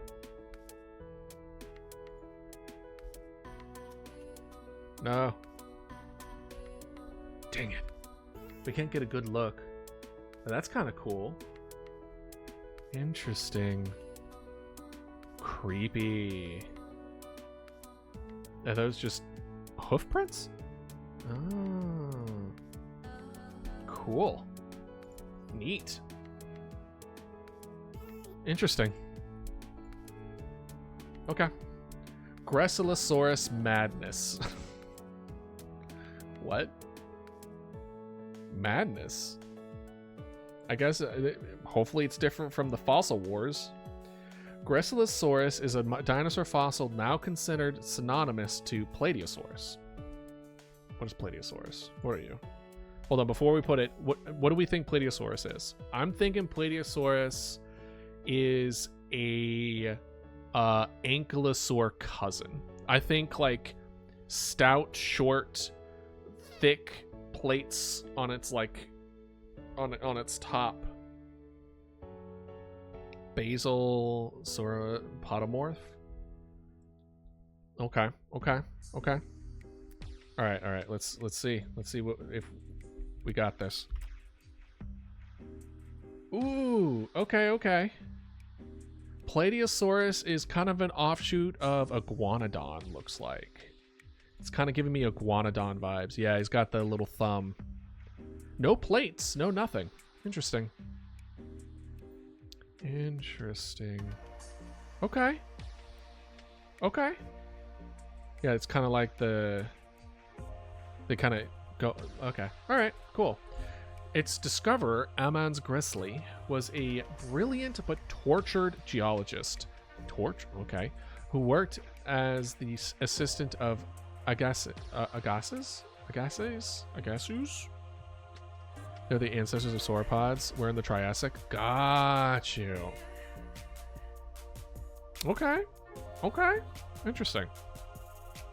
And is considered to have founded the studies of I cannot speak today. Biostratigraphy. We're skipping that word. And paleoecology. Unfortunately, Gressley was plagued by mental health issues after a betrayal by the notoriously difficult, who stole some Gressley's fossils, bro. They really be your own boys sometimes. Lived a hermit-like existence before being thrown in an asylum. Oh no.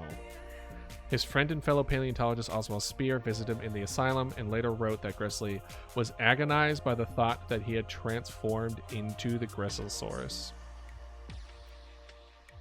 He thought he turned into a dinosaur? Poor dude, man. That sucks. That sucks. Iguanodon tongue hole. Why? That sounds like an insult. You iguanodon tongue hole? Louis Dolo described an opening in the lower jaw of iguanodon through which he suggested its tongue shot out to strip leaves from branches, like an iguana? Well, I guess iguana. I guess. The opening turned out to be the crack in the fossil through the idea was still illustrated in multiple textbooks. Hold on. Iguanodon long tongue.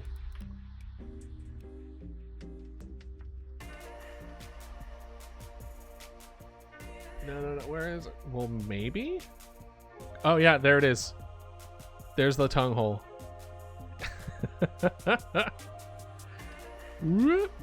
That's funny. But hey, that goes to show, like, when you only have like one fossil, you have nothing to compare it to. Sometimes you make weird assumptions. All right. Tilliard psychical research. Robin Tilliard was an eminent paleoentomologist who basically wrote the book on insect evolution in the early 20th century. Less well known is that he had a lifelong interest in the occult, which overlapped with his scientific studies. Okay. Obsessed by the question of how giant griffin flies manage themselves in the air, he more than once visited mediums to attempt to bring one back to life in a spiritual form so you could observe its behavior.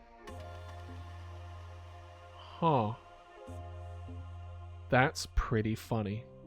Imagine you being like a medium, right?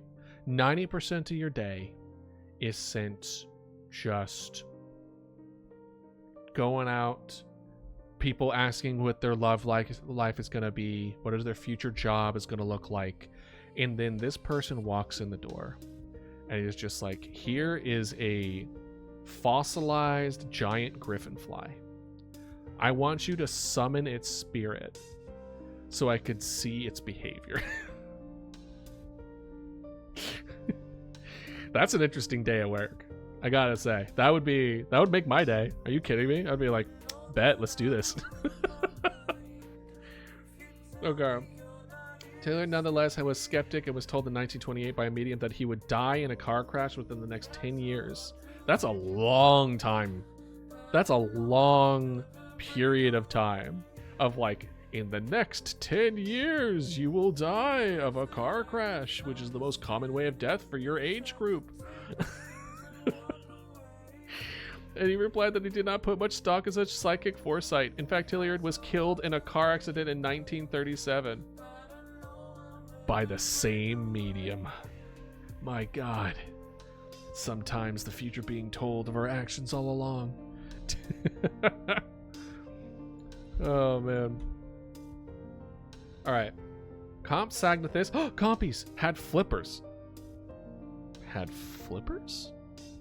In 1972, Alien Bedar and Gerard Tommel described Comps sagnathus coriolis, which had modified dolphin-like flippers instead of grasping claws. They envisioned it as a semi-aquatic animal. The fossil was later found to have been distorted geologically, causing the hands to take the appearance of flattened flippers. Got you. So it's not like they were shooting the shit. It's the fact that the condition of the fossils they were dealing with led them to believe in flippers when in reality it was just the contortion. Okay. All right. That's fair. That's fair. Listen, we don't get too many of these where it's just not like people just being like, oh, aliens came and infected everybody, and then everyone, all the reptiles, all the dinosaurs became mammals. Like it's literally like, oh, this is what we were dealing with, and then we made the best assumption we can. Okay. We need more of those.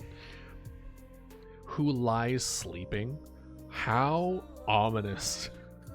A bizarre book which covers theories of Saurian pre-human evolution. Sorry, what is wrong with me? Maybe I didn't eat enough lunch. Saurian pre-human civilization, which destroyed themselves due to nuclear warfare, which possibly continue to rule the world from a shadowy dinosaur cabal. I think I need to reread that again. I don't think I didn't absorb what just happened. A Saurian pre-human civilization, so a civilization of Saurians, which destroyed themselves due to a nuclear warfare, in which possibly continue to rule the world from a shadowy dinosaur cabal. Got you. It's lizard people taking over my government. Okay, very strange. And to date, the only existing full-length treatment of these ideas elsewhere found in the fringes of UFO and pseudo-archaeology texts. Okay. We're not looking up Bioraptor again. That was cursed as hell. All right. Desa Avataris evolutionary account. Okay. While studying in India, the British geneticist and evolutionary biologist J.B.S. Halden interpreted Vedic traditions of the 10 avatars of Vishnu in terms of evolutionary history. The form's progress from fish to amphibious turtle and up through various stages of hominid, such as the Vamana, which Haldane equates to Neanderthals. Okay. This interpretation suggests a teleological progressive evolutionary understanding of ancient India, while some sources argue that Haldane misrepresents the spiritual context of the avatars and that they are irrelevant to biological theories. Okay, it's just an interpretation through of scientific theories through religious text. Can't imagine that happening, especially in Christianity. All right, moving on. Paleodictian. Mysterious fossil traces resembling hexagonal honeycombs. Oh, this is the honeycomb one. Gotcha, of Cambrian seabed. Seemingly recent examples have been found suggesting live specimens could exist today. The creature associated with these traces is unknown, and there are two main theories. They are a direct bodily imprint of something of a polyp or sponge, or they are tunnel systems or burrows of the yet unknown animal. The possibility that it is an abiotic formation, pseudofossil, has also been suggested. I thought they already proved that these formations were due to a tunnel system or burrows of, like, I think it's some kind of insect, if I remember correctly. I don't remember. I could be wrong. Anyway, interesting, but nothing crazy. This is deep. We're in the deep section, and this is light. This is light compared to the other things that we've seen. PETM caused by pre-human civilization. The Paleocene-Eocene thermal maximum appeared 56 million years ago of extremely high temperature around the world. There is evidence of suddenly heightened fossil carbons in the air. Fossil carbons, okay. Proponents of ancient pre-human civilization, the Solarian hypothesis, have speculated this indicates carbon fuel use similar to humans. The true cause is unknown, however, probably natural. I was going to say, it's probably volcanoes, right? It was probably a big volcano. Like, if I had to guess, like a line, a multiple volcano eruption kind of situation, where you just have a lot of volcanoes going at the same time. as the volcano carbons were released over the course of hundreds of thousands of years versus the mere 300 it took humans. Exactly. People really don't understand how quickly we're putting shit out. Like, there's a lot of comparison of just like, oh, but we've seen this in the past. And it's like, yeah, over a span of much long periods of time, we're speed running this shit. But, you know, that's what humans like to do. Speed run. It's true. Kircher's fossil studies. Athanasius Kircher's work on fossils in Mundus Subterraneus, I understood like half of those words, proposed several possibilities of their origins and mostly settled in the pseudo-alchemical theory of initial substance created by God, which is the ability to assume any organic form. Are we going back to goop? Are we going back to there's a god slime somewhere? This substance Kircher termed lapidifying juices? Yeah, we're going back to goop. Hey, Scallion, how you doing? After another fossil theorist, Lister, who treated live oyster shells as fossil objects, which could be grown separately from oysters' own reserve of lapidifying juice. Similar to Aristotle's petrifying fluid, this juice has the ability to replicate whatever it came across and was posited by Kircher to produce deep in the Earth's bowels. Gross. Being an admixture of saline, sulfur, mercury, significant chemicals to alchemy. His other theories included that fossils were made by ancient people.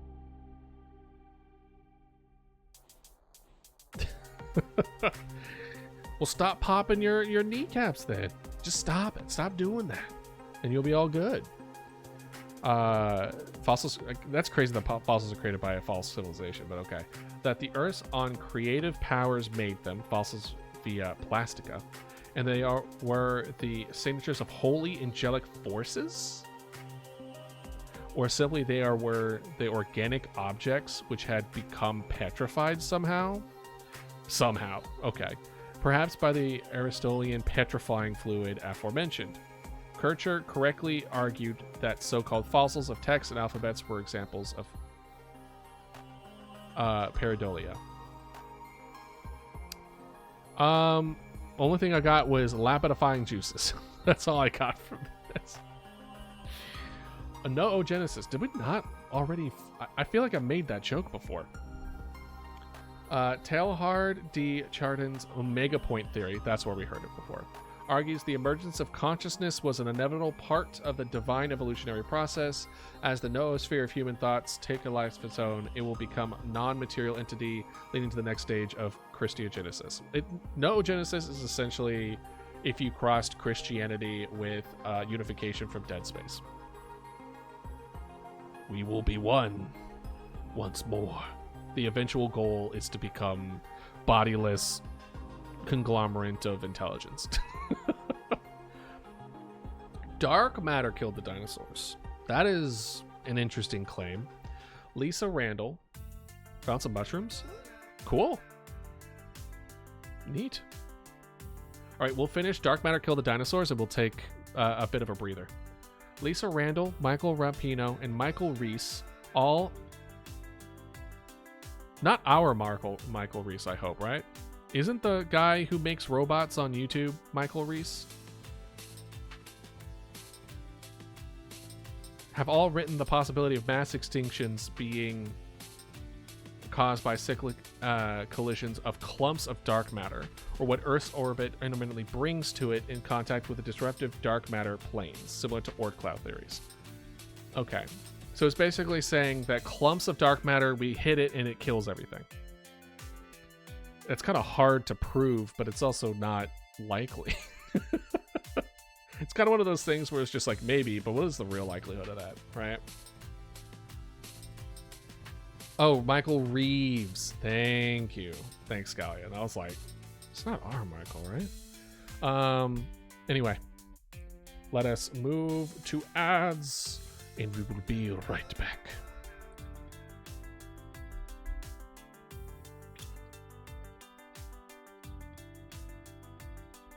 All right. I'm going to run over to the bathroom real quick. Oh, we'll be right. Oh, God. No. Back. I'll be right back.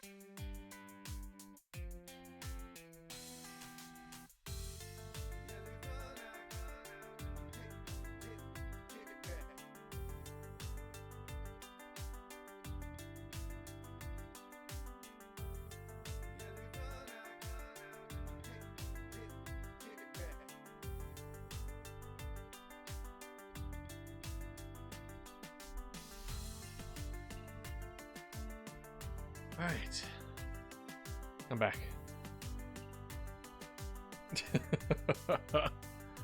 Welcome back, Puff. How are you doing? Oh, you know what? I'm gonna mute myself real quick. I'm gonna move the desk down. My lower back hurts. 1 second.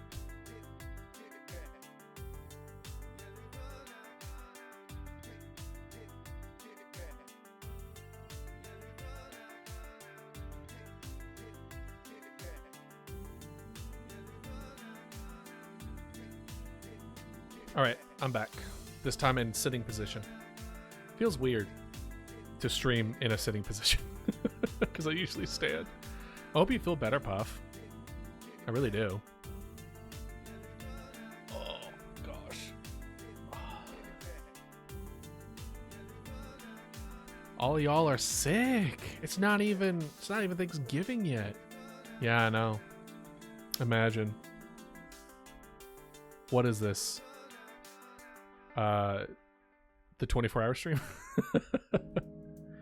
What was wrong with the cake? What happened? What was in the cake, I guess, is my first question.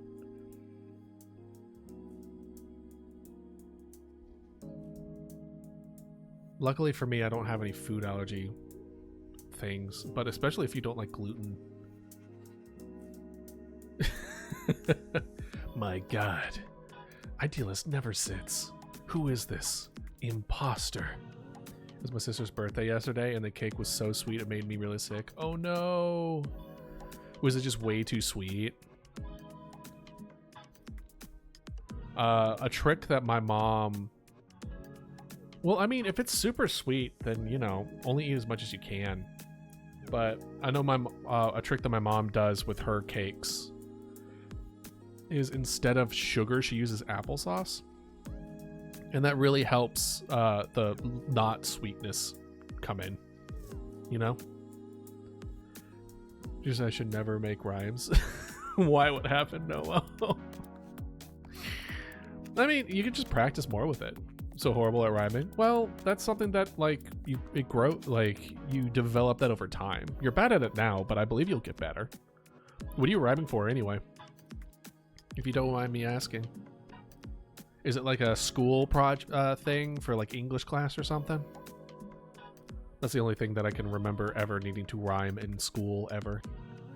It barely makes sense. Like, sure, it's supposed to be ambiguous, but well, best of luck to you. But believe that you can get better if that is something that you want, or if this is something that you just don't want to deal with, then you know, whatever. Applesauce is a good replacement for eggs. Is it? I thought applesauce was supposed to replace sugar, but maybe she used it in replace of eggs. I don't remember.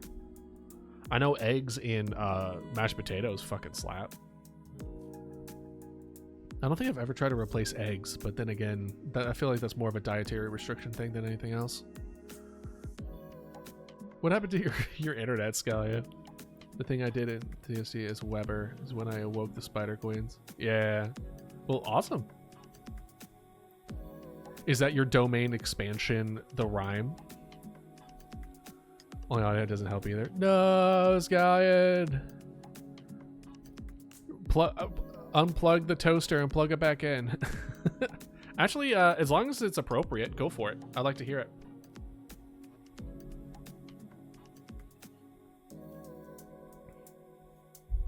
Only if you want to, though. That's fine. I don't care.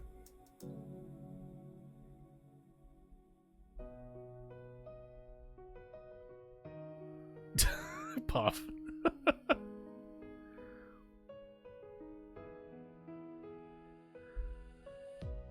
I believe in you, Nomo. I believe in you. All right. To starve spinners, a woven sovereign, arachnids crawling wherever the pines start. Fiber everywhere, no way to depart. A latticework monarch awaiting passers by. To step in a wicker to awake the spiders. For feasts of sinews and beasts alerted and nowhere to continue. Domain expansion, Silicon Matriarch. That's not as bad as you made it sound. That has a decent rhythm to it. Is it like absolutely perfect? No, but like it's still a lot better than what you were insinuating. Yeah. Like what I look for when it comes to a lot of those stuff is like a rhythm. You have a rhythm going, and I like what you're putting down. So, as I said, like the rhymes are kind of important. Rhyming is more or less to do with like your familiar, yeah, your familiarization of the language itself. As you will get better as you practice. But I think your idea is there and it's solid, and I think the rhythm, which I think is, in my opinion, the most difficult part, is also there. So I'm with Puff. This is good. This is cool. But then again, we always tend to be our own individual credits, right? Or worst credits, right? Critics. Ugh. I can't talk today. I'm sorry. Tried to do some wordplay with snooze and continue. Well, depending on how you say it, I can see it. Yeah. Like, so a little bit of insight to Idealist. When he brings out certain specific individuals, he has almost like a saying, a way to summon. I relate it to akin to something from the Taken King from Destiny. I don't know how familiar you are with the Destiny lore, but like it's meant as like a vow, a promise. So it will, like, I will also be struggling with that. So you can see how well mine is, and comparatively it's probably not going to be too much better. And I've been the one working on it, but it especially when it comes to art, you just need to be aware that you are probably the one who will think like the worst of what you're making, but just believe what the positive people say about it. Ignore the people who say it sucks. They don't matter. I think I'm gonna call home because it's been like 40 minutes. I still feel like shit. Okay. All right, definitely get some rest, Puff, okay? Feel better. Drink some, eat some soup, eat your comfort food. Make sure you get your electrolytes in some water, and just give your body some rest. If you feel like shit, rest. I declare it. I demand it. But yeah. Anyway. Let's move on. All right. I'm going to chug the water bottle in my fridge. Yeah, but remember that it can't just be only water. Make sure that you also are having some form of electrolyte balancing it out. And no, bro, my water bottle, I have like the metal like Fahrenheit one, and it retains the cold so well. It's so good. I fucking love it. But the reason I say the electrolyte stuff is because if you're just putting water in you and mostly only doing water, and I don't know about you, but when I'm sick, my appetite disappears. I do not get hungry when I'm sick. But when you have all that water, but no like salt or any of the vitamins and minerals or anything like that, and you're just constantly like going to the bathroom, your body will start suffering from like hyponatremia unless you kind of balance everything out. Or the ones you buy at like the dairy or something. Oh, yeah, I got you. I start drawing again digitally like I draw traditionally, but I can't. It's complicated. It's a thing I really want to learn. Should keep drawing anymore. I even stopped watching my favorite YouTuber because I felt like really bad at drawing. Well, I think you should give yourself. I think you should be kind to yourself and give it another shot. It's okay to be bad. It's okay to be bad. And your interpretation of bad is very different than how other people will see your drawing. Because I've mentioned this before. I think I'm a bad drawer. Because what I want to draw is nowhere near what I'm able to draw. But I don't think any of y'all would ever say that I'm a bad drawer. Right? So because of that, it's kind of like, well, if I think I'm bad, but no one else thinks I'm bad, then, well, I wouldn't say no one, but the ones that matter don't think it's bad, right? So, you know, be kind to yourself. You know, if that's something that you like to do and you want to do it. If you're bad, then just get better. And if you can't get better, keep trying. And that's pretty much the entire journey. That's literally the journey of every artist that I've ever known, ever. Welcome, brother. Welcome to the fight. You will be like this forever. Even when you are arguably very, very, very, very good artist, you probably will still struggle. But that's just that's the fight. But I believe in you. And I think as long as you have people, the people that matter, believe in you, I think that's all that really matters, you know? Because who are you really trying to appease?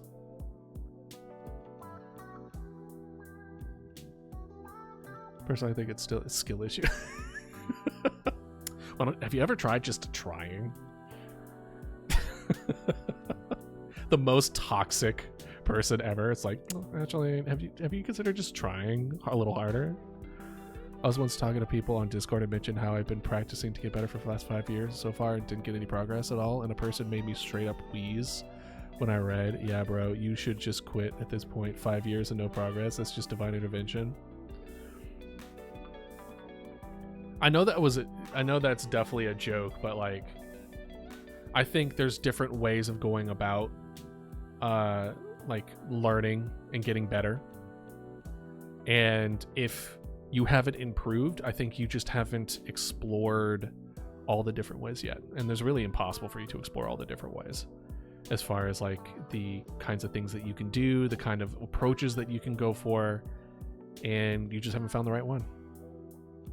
Because if you're trying to do something that isn't like meant for you, it doesn't matter how long you spend on it, there won't be any improvement.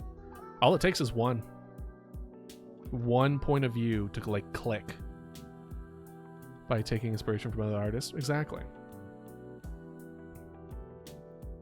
Go for it, Nomo.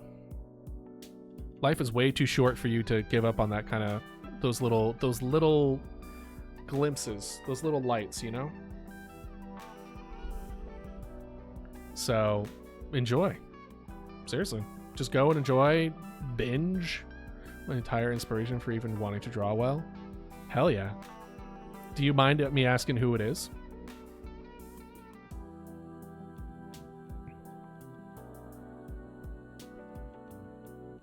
Oh, no way! Nomo! Nomo, we have the same inspiration! No fucking way. You love Natrix? Oh my god! Bro, the horror Pokemon thing? Oh. No, I love her. Okay, so Natrix. Hold on. I'll pull her up right now. Natrix. This is Natrix, right? Yeah. The way that she goes, she's one of the reasons why I started this. That I started streaming and started getting back into art. She's one of the reasons. She is amazing. She makes the cutest art I've ever seen. Some of the cutest art I've ever seen. Some of the coolest art I've ever seen. And some of the creepiest art I've ever seen. She has some of the best range I have ever seen in an artist. And the way that she does the lore, the way that she does paid advertisements for her stuff is what I plan to do for me. I plan to have my advertisements be lore accurate when I get sponsored because of the way that she did things. Like, I love her stuff. It's amazing. If you haven't checked her out, check her out. She is, I can never stop hyping how amazing she is. Seriously. That is hilarious, Nomo. That is so funny. We have the same artistic inspiration. Bro, because when I see like the way, because you've seen her horror, it's amazing. She has amazing horror art. And then I struggle with mechanical robot stuff. Have you seen her robots shit? It's crazy good. Like I also saw like Slope. I literally watch when she has the little snippets of her work in progress in her videos. I would slow that shit down to like 0.5 speed and watch her progress as far as the way that she kind of like how step by step how she like gets the outline and then the color in and then the details. Exactly, right? Like it's so good. And I loved her things, and so she was a significant part of the inspiration for me to be like, I want to create a video, or I want to, like, my desire for making Mama Dodo super cute but also have moments of really intense creepiness is because I've seen her do it, and I love it so much. And I'm like, bro, I want to be able to do both just like this. So like right now I'm in the middle. I'm making creepy cute. I want to extend it so I can make super cute and then super creepy. And it's partly because of her. I love her. Sorry, I don't mean to like completely fan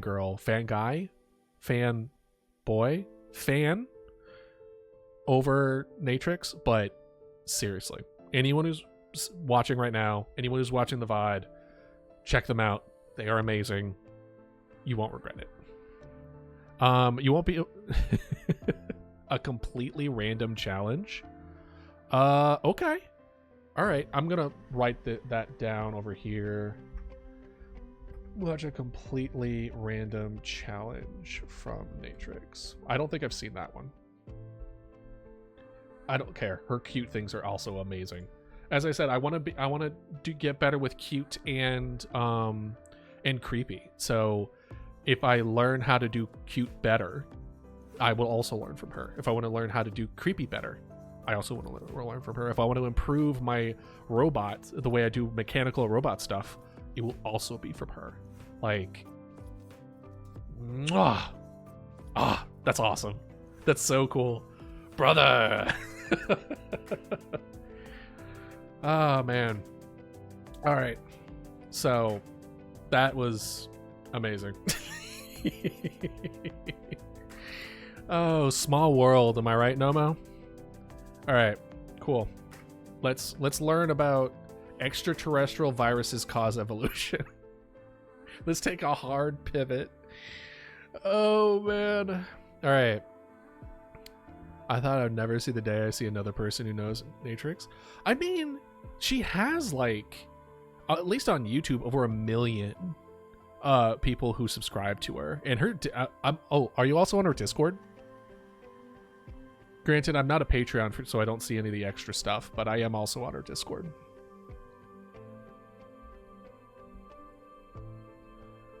Especially, like, it doesn't surprise me too much that some of y'all also know her, because she's really, I think she made her, she put her foot in the door with, I believe, OC art. I believe her whole thing is that she adopts other people's OCs and then redraws them in her own style. With their permission, of course. Like, they opt to do this. She doesn't just do it without their permission. But like, I think that's how she kind of like got started on her whole current journey. But I'm a relatively recent fan, whereas like within the last year or so. And I stopped being it a while ago since I had 2 Discord accounts deleted, so I don't bother joining it again. Yeah. Was it just reported? Or did you just forget the passwords and stuff like that? If you don't mind me asking. You can not want to go into it if you don't want to.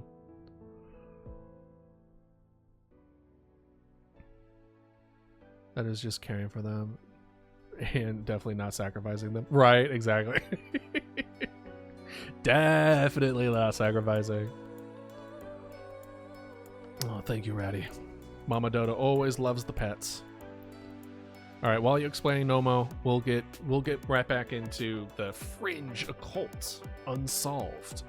Sir Fred Hoyle wrote several books elaborating his theory that evolution was not caused by Darwinian pressures, but by viruses traveling through space in life clouds. Now we're talking. Now, I haven't seen a deep take yet since we've been in the deep area. Here we go. Here we go. Evolution doesn't exist. It's viruses traveling through space in life clouds. Now we're talking. Now we're getting into the good shit. These space viruses had caused mass extinctions, were the origin of disease, and triggered rapid mutation of organisms. Hoyle wrote that the viral infection caused dinosaurs and pterosaurs to transform into mammals and birds at the end of Cretaceous. Oh, it's the same one. It's the same guy who's just like, viruses changed the reptiles into mammals. Man, I thought it was a whole separate one. It was just an extension of the wild one we saw before. Fine. The Nomalosphere, a 1912 theory of spongiologist. Okay, Randolph Kirkpatrick. Why does that sound familiar? Who wrote the Earth's crustal layers are built up out of millions of years worth of calcified foraminiferous shells called nummulites. Gotcha. Okay, so it's basically saying the crust isn't like dried magma. It's instead just a bunch of shells. That's a lot of shells. That's a lot of shells. I wonder if that was before the theory about the Earth's crust, or the plates and stuff on the Earth's crust came through. Because 1912 was a while ago, so maybe, just maybe. It might have been before then, and he was just being antagonistic. Dinosaur extinction caused by overactive pituitary glands. They had a glandular issue, and that's why they died? All dinosaurs? Franz Baron Nopska, eccentric Transylvania aristocrat and prescient paleontologist, believed that the pituitary gland in dinosaurs were overactive, causing them to grow to grotesquely hypertrophied sizes, unable to adapt evolutionary inertia. Nopska studied various fossil brain cases, searching for evidence of the enlarged pituitary gland, and applied the theory to human and cultural pathologies too. Gotcha. So, okay. It's basically saying they're taking the fact that if the pituitary glands in humans are overactive, we get super big. So dinosaurs did the same thing. Thus, they outgrew what they could, and they all died. That's a crazy thing of like they all had it, because it's not like all humans have it, right? All right. First account, which was made a while ago, was a school email, and that email got deactivated. Another account which got disabled because I apparently underage, but I was 14 when I made that account, so I could have used it for Discord. Okay. But like, I had to freaking send a selfie yourself holding up date of birth, Discord username. Yeah. I also didn't want to send the selfie, so I made the third account and didn't bother joining a lot of servers I was in. Gotcha. Okay. Well, of course. Well, I appreciate you joining mine. But yeah, no, I'm more okay with the whole selfie thing, but I'm an adult, so especially if you're underage, you need to be very careful as far as that kind of stuff. So I definitely see your reluctance on the matter, but that does explain it. But there was a part of me that I was just like, I hope Nomo doesn't say like, yeah, the first two, because I was banned for being racist. I was like, I hope not. But yeah. All right. Witness of the deluge. In 1726, a naturalist, physician, and scholar from Switzerland named Johann Jacob Schnauzer published a book. In this book, he detailed a physical characteristics of a fossil he called Homo deluvi testis. A man witnessed to the deluge. He believed that he had discovered the fossil bones of a human being who had been crushed by a terrible weight of the biblical flood. Right, Nomo? There are people like that out there. I didn't think you were one of them, so I would have been shocked. But there are definitely people out there that is just like, I only was harassing this girl on Discord. Why was I banned?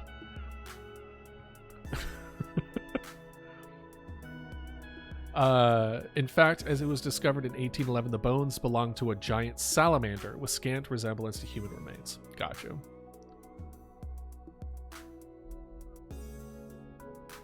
Yeah. They could tell that this man was gay. Look up Cosman's Witness of the Deluge. Alright. Alright. Alright, will do. You got it. Get out of here, Iguanodon. What? Okay. Unfortunately, what came up was definitely against TOS, so we closed that immediately.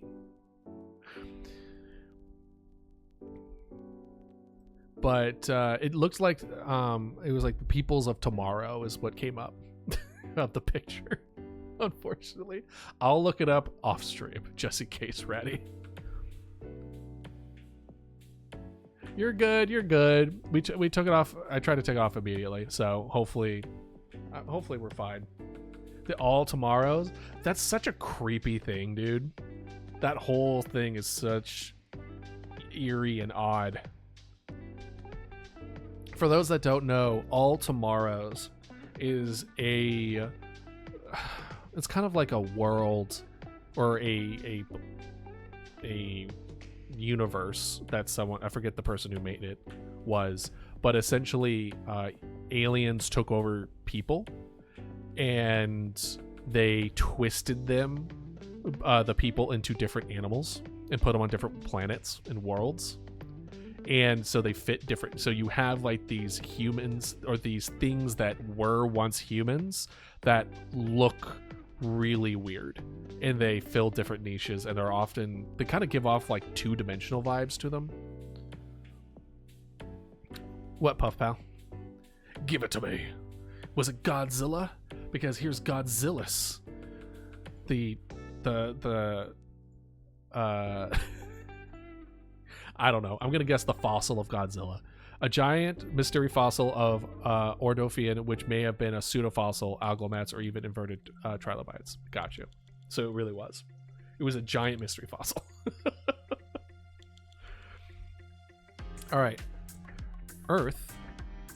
I used to play, or whatever it was called. Whatever it was whatever you said. Whether it was a link or something, it got asterisked.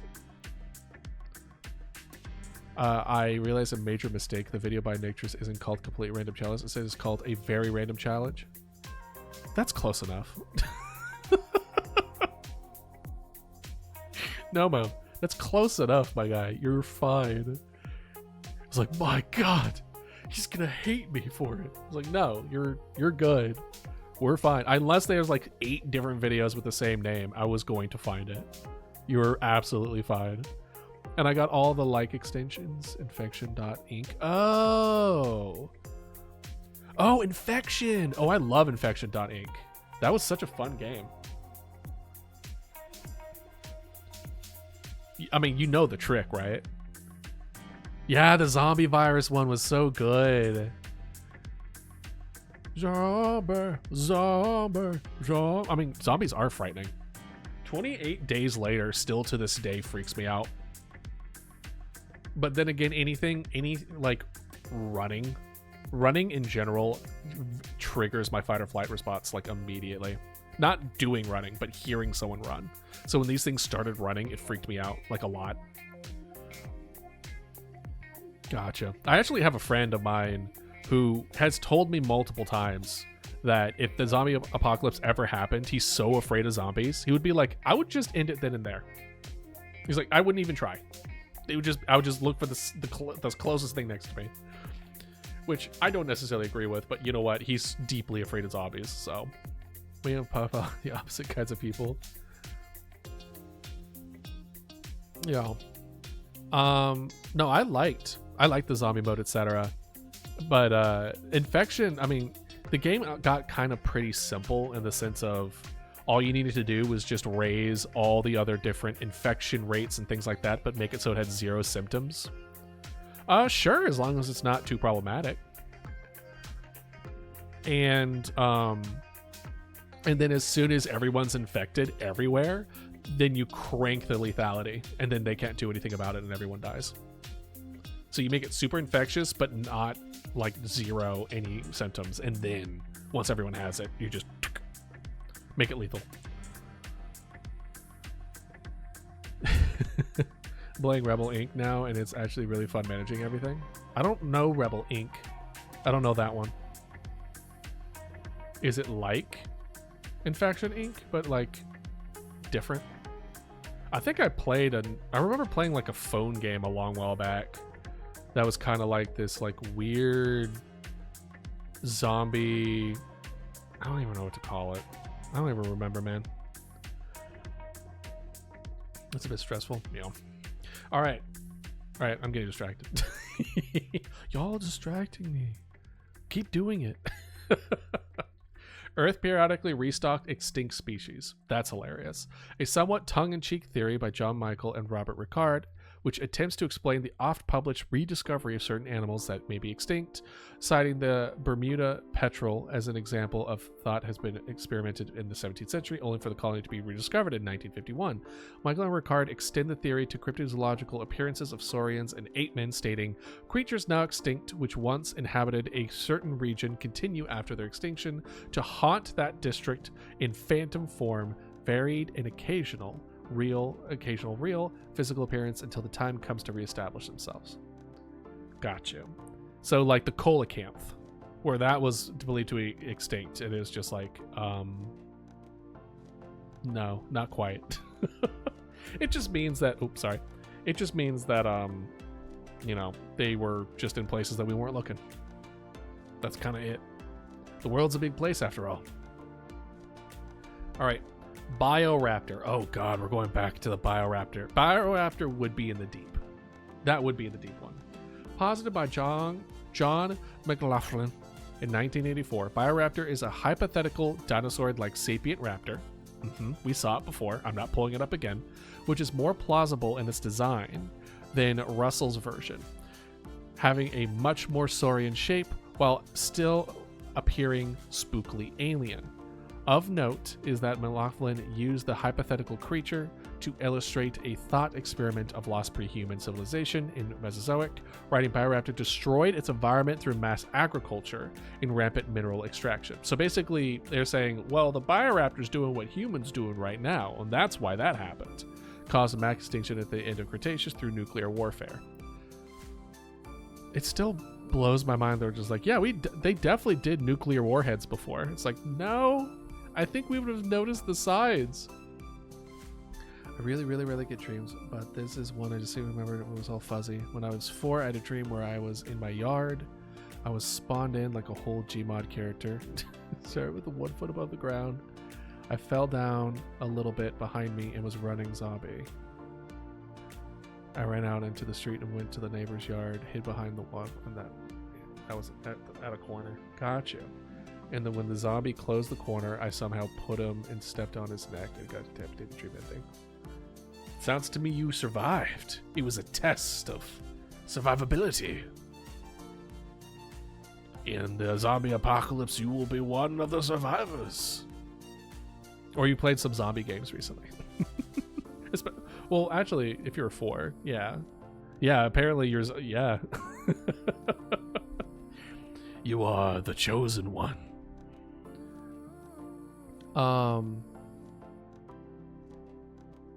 This is part of a broader theory McLaughlin termed evolutionary bioparanoia, which proposes civilizations are short-lived on a geological timescale and would have little trace of their existence. Got you. So there's basically saying like, oh, if it doesn't leave any traces, then this might have happened in the past. Okay. Still weird, but all right.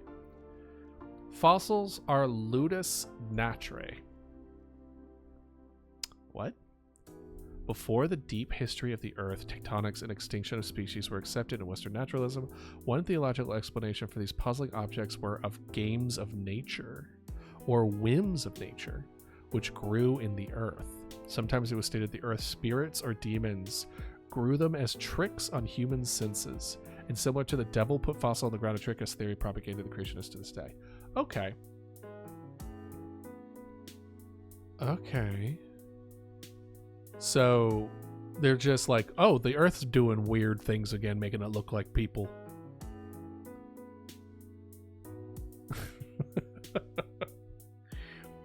All right, Sturkentime. There's an F in that word, idealist. Sterkfontein Caves Psychometry. Professor J.T. Robinson worked with psychic Jeffrey Hodson on the caves where lay the bones of the first discovered Australopithecus. Supposedly, the discoverer and Robinson's teacher, Robin Groom, was guided to the cave by supernatural spirits. Hudson performed psychometry on the caves and made a recording of what he considered ghostly sounds and printed on the fossil from the horrified screams of a caveman's final moments. I mean, if they got a cool fossil out of it, then why not, right? That kind of falls under the category of like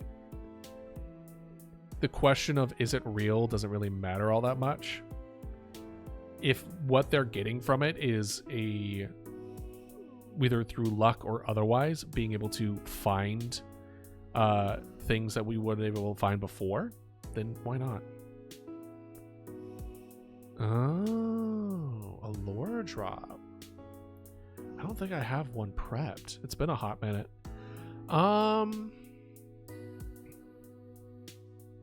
Let's see. What would be a good one? I've been not unintentionally, but I've been talking about his lore quite a bit recently. I would say, what would a good one be?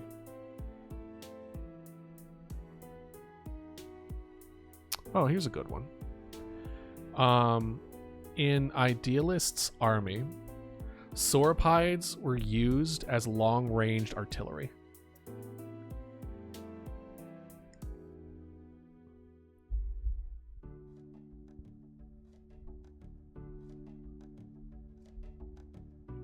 All right. Almost losing my voice here. That's weird.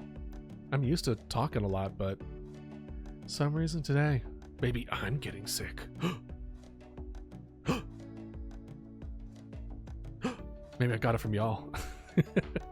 Can germs travel through chat? I'm just messing.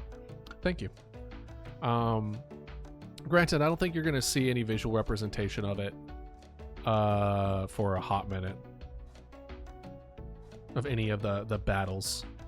Though it is the plan, though. There will be lore videos eventually of battles and things of that nature, so you'll be able to actually see it, but none that are planned anytime soon that are strictly battle themed.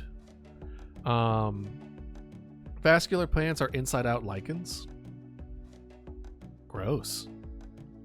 Against consensus view of modern land plants having descended from algae, Peter Atzett in 1988 concluded that its more likely origin for their complex features was in lichen symbiotic merger between a majority algae and with a mineral scavenging fungi component, which became fused at a nuclear level. So it's saying that plants, vascular plants in particular, came from an algae fungi like fusion. You would think that we would tell that from its DNA. How you doing, Reddy? The hypothetical ancestor would be inside out because it had the majority algae component with its interior body of fungi, opposite of most modern lichen in which the fungi is the dominant component. Okay. So it's not really inside out. It's just opposite of what we normally think of lichens. Got it. Still weird. I feel like we would be able to tell, genetically speaking, what happened, but okay. All right. One of the emotes I do plan on doing is a Mama Dodo version of that dancing Rex there. Or at least a version in our style. Because it's so cute. It's so good. I love it. Longest squama feathers are actually leaves.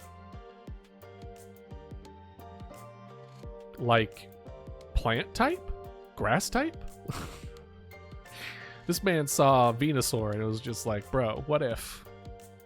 Longest squama in a Triassic reptile in uncertain affiliation, well known for its adornment of long hockey-shaped quills or scales along its back resembling feathers. Okay, let's check out longest squama. Let's see what its deal is, yeah?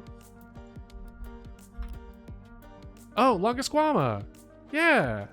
Yeah. We have it on our blanket. We have our guy. So it's saying that instead of those feathers on its back, its Mama Dodo was a Pokemon trainer. What would she have?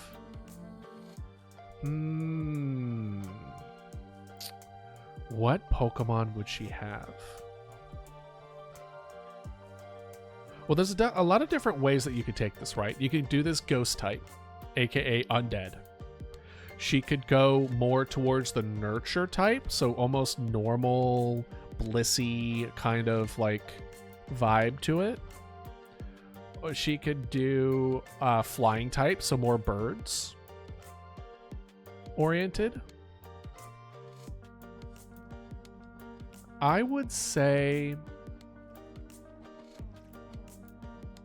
I think she would probably go down the rabbit hole of paleo. I hear grass, I hear plants. He's a person who species plant creatures who is definitely doesn't favor other things.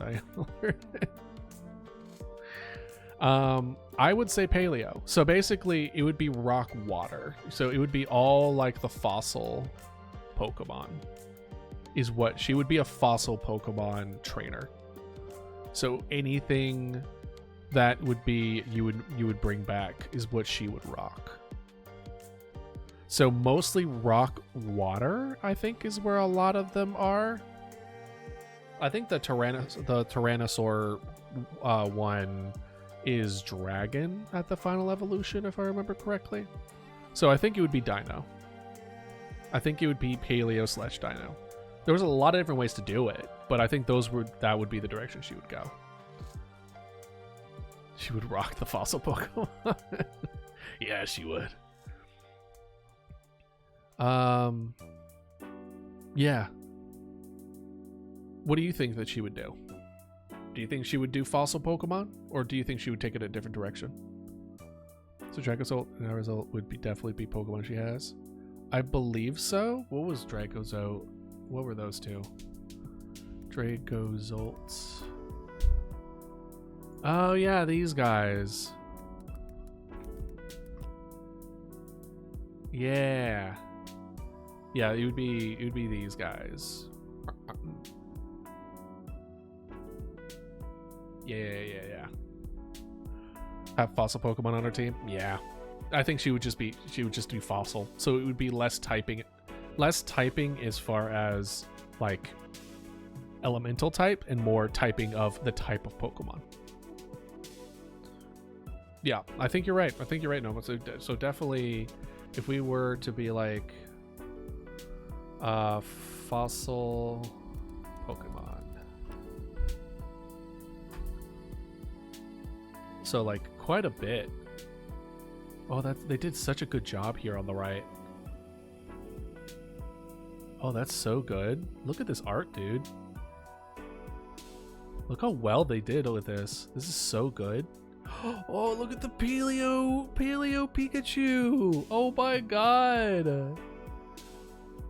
So good, dude. So hold on, we got 1, 2, 3, 4, 5, 6, 7, 8, 9. We have 9 here by itself.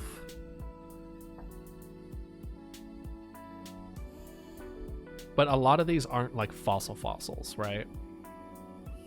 But they're still based off of dinosaurs. So we have 3 from Generation 1. Yeah. And then we have 2 from Generation 2. 2 from Generation 4. 2 from 5. Oh, we get the turtle. I didn't realize we get the turtle. The turtle with shell break is so strong.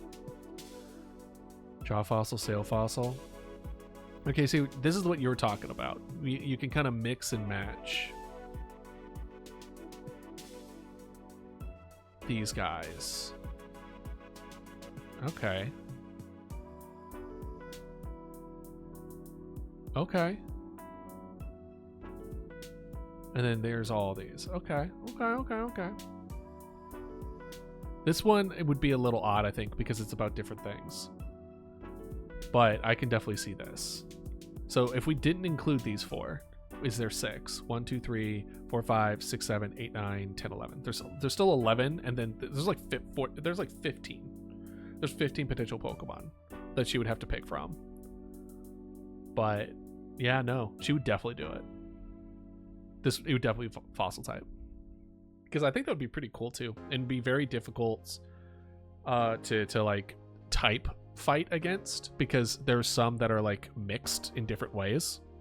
So you would have like, it's like, oh, I hope that she doesn't have the dragon type with her or something, or it's just like, oh, it's mostly rock, so we'll go with that, but there may be some things that would be good against rock, right? All right, like the Aerodactyl one, that's flying, right? So if you were like, I'm gonna go in with all fighting, yeah, it's rock flying. So then it would be neutral, and then it would be strong against any fighting that you try to throw in. Played a Pokemon game besides Pokemon Quest? I would say that give other ones a shot if you have a chance. Yeah. I think also he evolves. He's Rock Dragon, so he's Dragon type. And then like the fossilized Drake, both of these are Dragon, Water Dragon, Electric Dragon, etc. So these two are dragons, and then these two are not. That's weird that the bird doesn't have like a full evolution. It's like, because this is obviously what it's supposed to be on, right? And then this is what it's supposed to be on. Actually, no, I have no idea. That's not what it's supposed to be on. Never mind. Is this really what it's supposed to be? That's crazy. Anyway, sorry. I didn't play that generation. Can you tell? Anyway. So the spines on Logosquama's back, right? Thick. This is saying that those were leaves. On theory holds the creature didn't actually possess its conic feathers at all, that these were incidental leaves of the dead animal it was preserved with. Got you.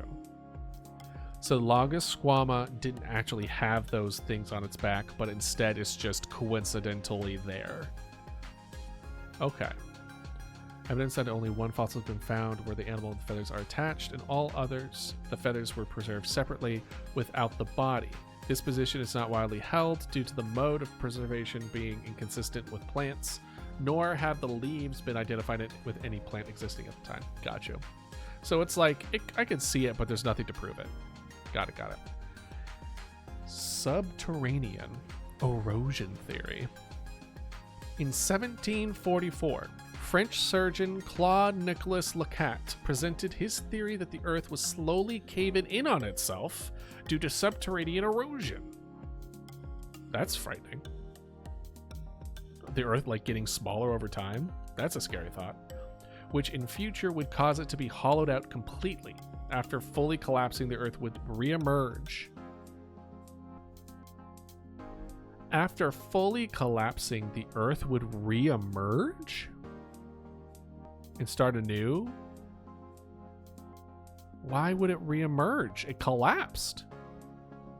How would it come back? That's crazy. That's weird. The collapse, because the Earth is hollow. Listen, if you believe the Earth is hollow, then of course it's like, well, what about the structural integrity of the Earth, right? But it coming back after is like, how? It's like, bitch, how? Dinosaurs were extinct before the meteor. Okay. Several studies have speculated that dinosaurs were already declining before the meteor. That's true. There are some that have speculated that they were already struggling hard, and the meteor just kind of was like the nail in the coffin. It's like, imagine having a bad day and then you got into a car accident. That kind of level of like, well, shit. In the 2021 study, Fabian L. Candamine et al. Retrieved a steep decline in herbivorous non-avian biodiversity at the end of the Cretaceous. The latter is likely due to hadrosaurs outcompeting other herbivores. Those damn hadrosaurs eating all my food. We also estimate that the extinction risk is related to species age during the decline, suggesting a lack of evolutionary novelty or adaptation to changing environments. These results support environmentally driven decline of non-avian dinosaurs well before the asteroid impact. Okay. I think this title doesn't describe what it's saying here. I think this is a bit clickbaity. This isn't saying that dinosaurs were extinct before the meteor. This is saying that they were declining and then the meteor hit, which I feel like that's a reasonable thing to think. I saying like, oh, other shit was going on that was kind of impacting. I can see that. I can see it. This falls under the category of, well, if it ends up being true, I won't be surprised. If it doesn't be true, then fine. Doesn't matter either way. All right, Puff. Thanks for joining. I'll see you in a bit after you charge your phone, hopefully. If not, I hope you have a good day.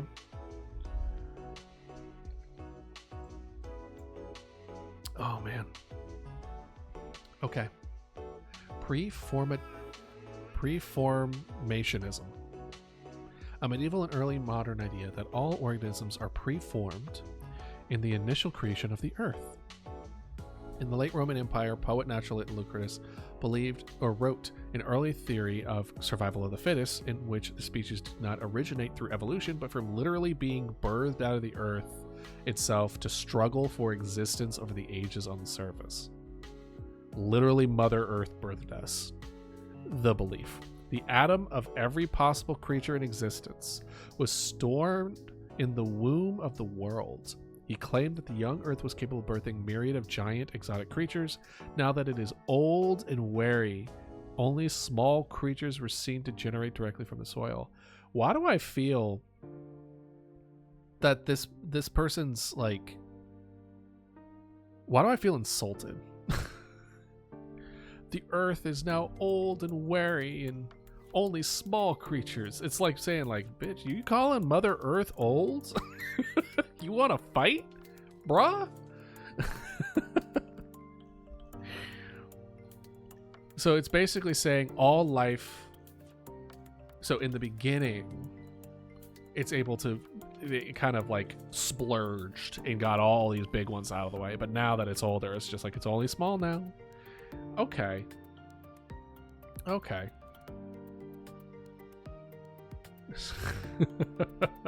Right? For real. I don't know. It's something the way it's like this statement is just like, you want to fight? It feels like your mama's so old. Your mama's so old. She only spawns the little ones now. All right. Pterosaurs could not fly. What? Why not? In 2008, Katsufumi Sato of the University of Tokyo published an article claiming to experimentally prove that large pterosaurs, okay, were incapable of flight by attaching accelerometers to the wings of albatrosses and calculating the necessary wingspan to weight ratio needed to stay airborne by these birds. I mean, before we continue into it, this is one of the reasons why it is highly believed that air sacs played a huge role in lessening the weight of dinosaurs in general, and pterosaurs as well, where if you have these kind of air sacs to like lighten up everything, that you don't really see nowadays all that much. At least I don't think so. I don't think do birds have air sacs in their skeletal system now? I actually don't know. Yeah, they had hollow bones, but I think the reason they were hollow is because they had like air, like an air organ that like went through it. I actually saw like a short today talking about how sauropods had that in their necks, more than likely. To help support such a massive frame, you needed a way to add pressure and support without adding weight. And if you just added bones, it would have been way too heavy. So if instead you had like a pressurized air system in their spinal columns, that would allow a support system that was exceptionally light. And I believe pterosaurs are also believed to have this. So let me see. Pterosaur air sacs.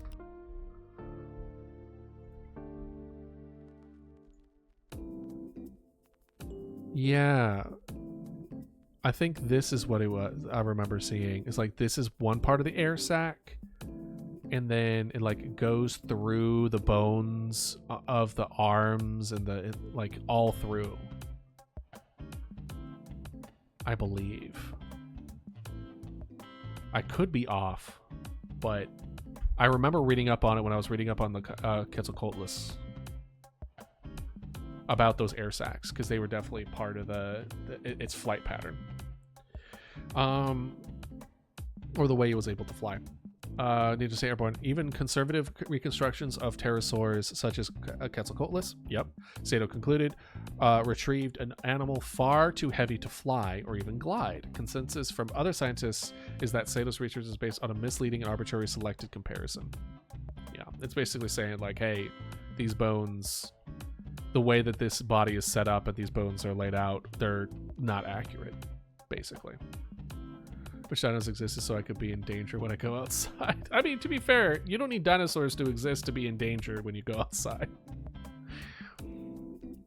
Like, you act as if bears and mountain lions and just human beings don't go out there and start hurting people. Dinosaurs killed by rotational deceleration. So before we get into it, the Earth is slowing down. And rotation wise, I think it's like 0.0003 seconds or something like that, due to the orbit of the moon. You mean outside in the streets and not in nature? Again, I do want to re-mention people and cars in general. To go into the forest and stuff, even though I want to. Well, I mean, it can be dangerous in the forest too. Or you know what, the most dangerous thing in the forest is just getting lost, and then you just don't have water or food, and then you just die from exposure. That shit happens all the time. But it sounds to me you just want to be around nature, which I feel is a very human thing to want. I also have that, even though I don't do it nearly as much, or as much as I should. The reason the Earth is slowing down, by the way, is because of the orbit of the moon, in that eventually you'll get to the point where the moon's always in the same location, like our rotation and the Earth and the moon's orbit, is the same rate, so the moon's always in the same spot. But if I remember correctly, the sun will explode before that point.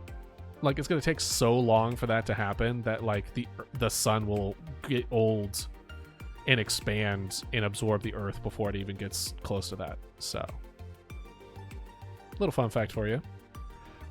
It is known that the length of day is shorter in the Jurassic. Oh, wait, it's getting longer. Is it getting shorter or is it getting longer? I thought it was getting shorter. It is known that the length of the day is shorter in the Jurassic with the Earth's rotation slowing. Did I flip it? I think I might have flipped it. Some have claimed that a disruption in natural cycles of the rotational speed of the Cretaceous could have caused the extinction. No way. It's not a sudden, just like, no, the Earth didn't hit the brakes when it was rotating. Like, that, it doesn't work that way. Deal death would be to die fighting, so if someone on the street were to kill me, I would actively do my best to fight back. So you're wanting Valhalla? Is that what I'm understanding? You wanna go into the pearly gates of fighting forever and eating the feast of the gods. Being picked up by the Valkyries.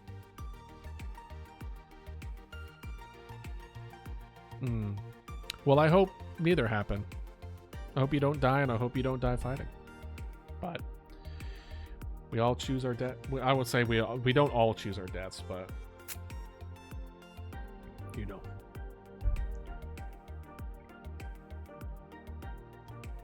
At least you haven't lost your spirit, I guess is a good way of putting it.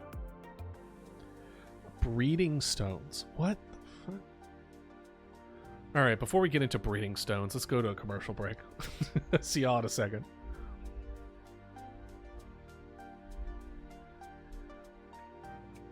I think there was a, if I remember correctly. Nope. If I remember correctly.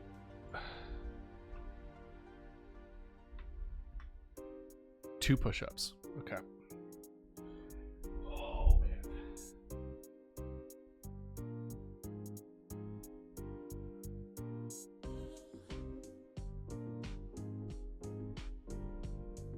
One, two. Easy peasy. Didn't even break a sweat.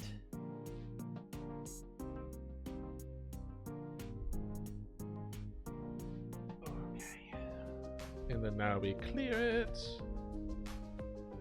There we go.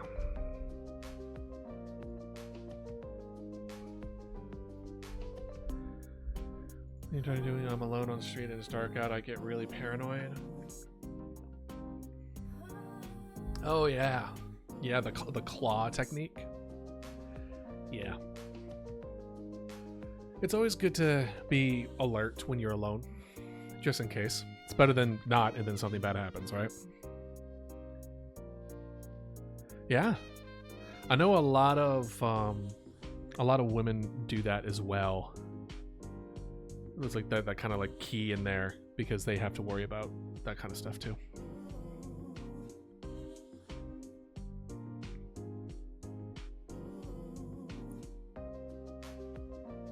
But I think you should always be ready to defend yourself just in case. It's better to be aware and safe than unaware and not safe, right?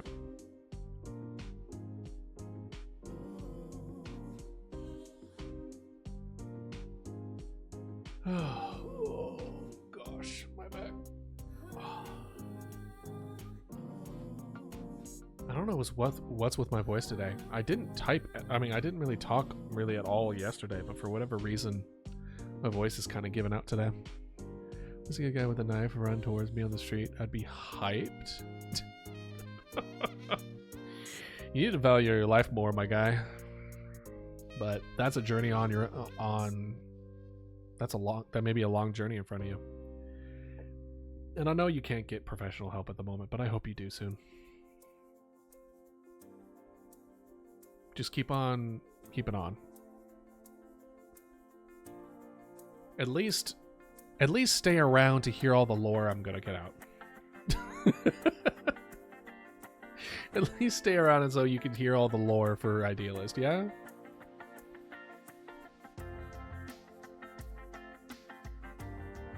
Alright. Welcome back. We're gonna talk about your murder. You see a scrawny teen on the streets. You run towards him.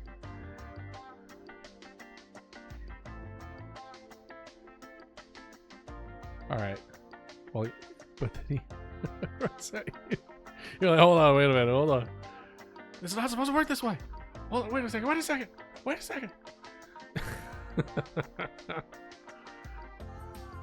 Alright. Okay. We're going to talk about breeding stones. Which I am very curious. The idea that fossils and minerals copulate and reproduce themselves like organic entities, or they are born within the womb of the earth?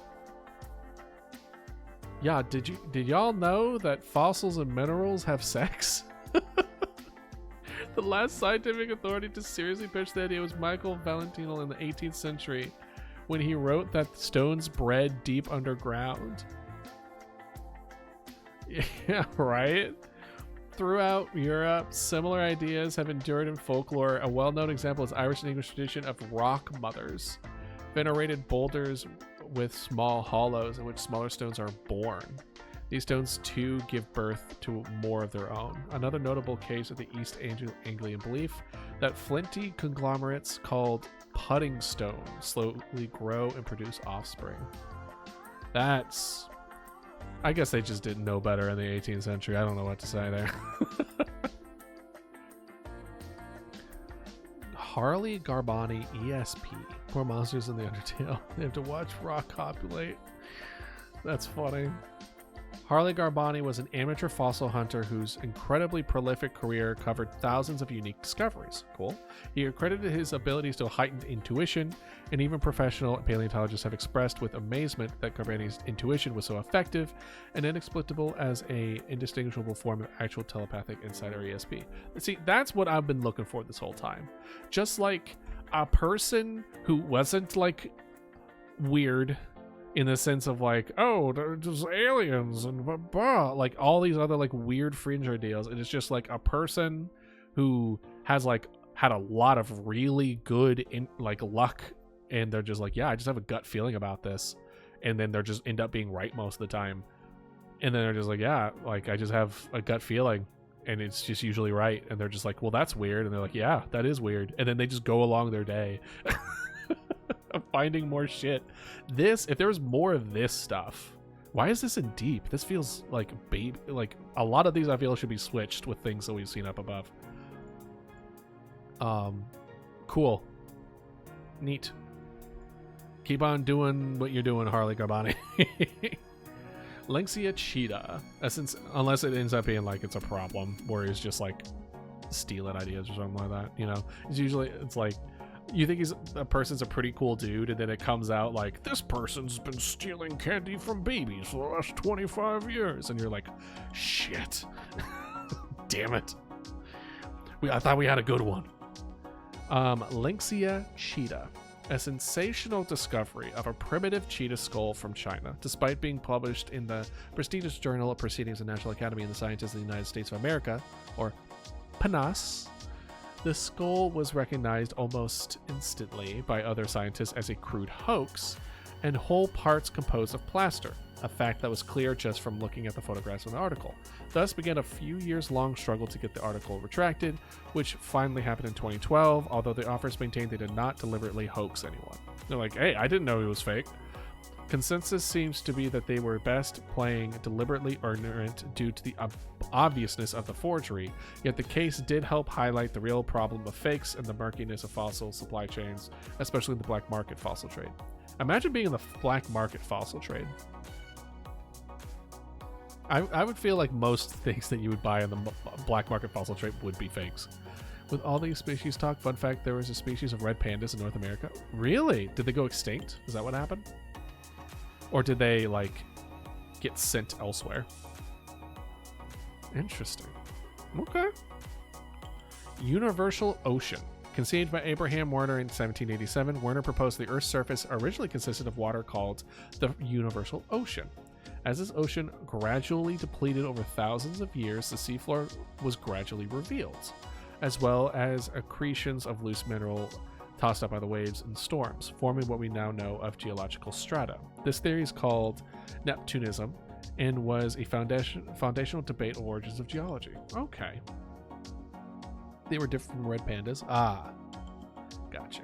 They were probably maybe a divergent species. Okay. So Universal Ocean is saying that the Earth used to be completely covered in water, and then the reason that we have continents now is because they evaporated. Okay. I mean, in 1787, if you didn't know that the plates were moving, then you would see like there was commonalities between like mountains and all this other stuff of just like, oh, this was used to be underwater at one point. So if you don't think that the plates are moving, then I think I can see that as being a fairly strong like point. Bristles panda. Let's see. Oh, it's like a bigger, less red panda. Okay. North Carolina. I can see that, especially like the Redwoods area, kind of. I don't know if North Carolina. No, North Carolina. Not. I was thinking California for whatever reason. Okay. All right. I did not know that. That's kind of cool. Okay. Fossils or organic seeds fertilizing inanimate rock. I'm noticing a lot of fossils are alive now that we're down here in the deep. In the deep. Sometimes known as spermatic principle. Let's not call it that. A pre-modern theory of fossil formation based on the then prevalent idea of amniotic earth or earthworm.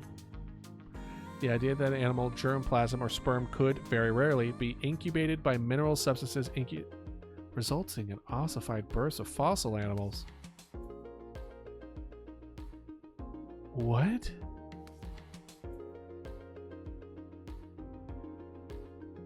This is saying that an animal's sperm could potentially turn a rock into a fossil.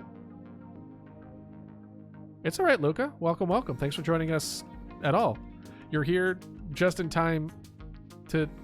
No, I don't know. Apparently, there's a belief that if an animal's sperm gets on the ground, there's a chance that it becomes a fossil. Apparently. So that's wild. That's absolutely wild. That's one of the ones that belongs in, we're in the deep now. We're in the deep section of the iceberg. So we're in the weird. We're getting into the weird shit, which we haven't seen a whole lot of super weird. Like occasionally weird, but honestly there's been some on the above that I feel like should have been down here. You know what I mean? Okay. The chimp pig hybrid theory. Oh boy. I don't think I need to even read the rest of this. Yeah. Eugene McCarthy argues that modern humans are the results of an interbreeding between pigs and ape-like animals. Yeah, that's what I thought this was going to go.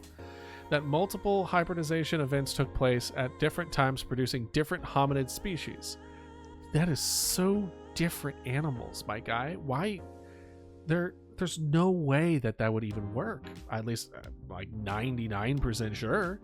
McCarthy provides a list of anatomical evidence for human pig hybrid. Wait, is this where the beginning of man-bear pig came from? Did Al Gore write this? Damn you. Such as our high infertility compared to other animals, our stomach vowels, and hairlessness. He has a site, macroevolutions.net, where you can read these strange theories in context. Should we check out the site? I found out that there was a red panda in Northern Europe or something that even bigger than Bristles panda. Really?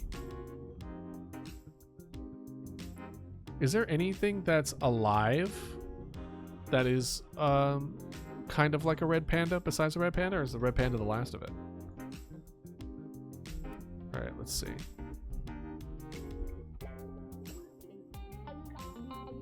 Gotcha. All right, let's do this one. Oh, wow. That's just... No, we got it. That's just like... It almost looks like... What do you call it? The thing that wants to fight everything. You know what I'm talking about? Blank gives no fucks.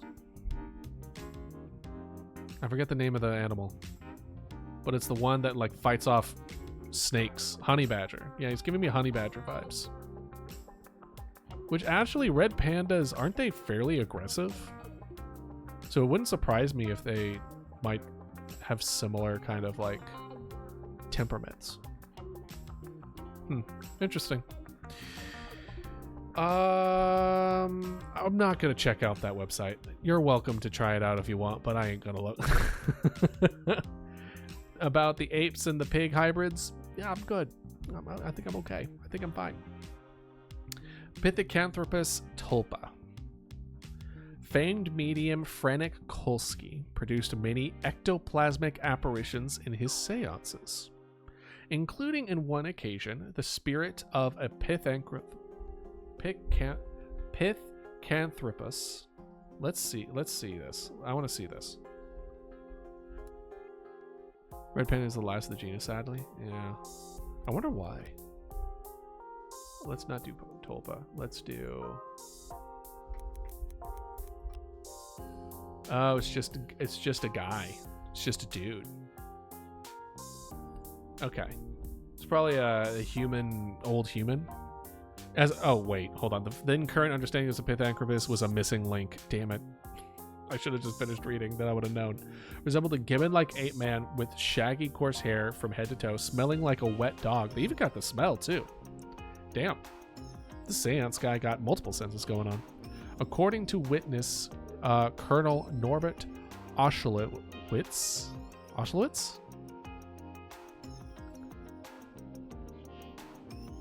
Yeah, throw that. Yeah. Or if you... Well, why is your bread frozen solid? Do y'all put bread in the freezer? Do you freeze y'all's bread?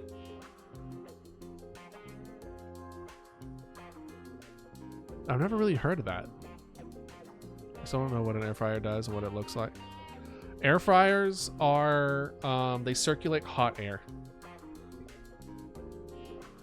That's pretty much it. Deep freezer for later. Gotcha.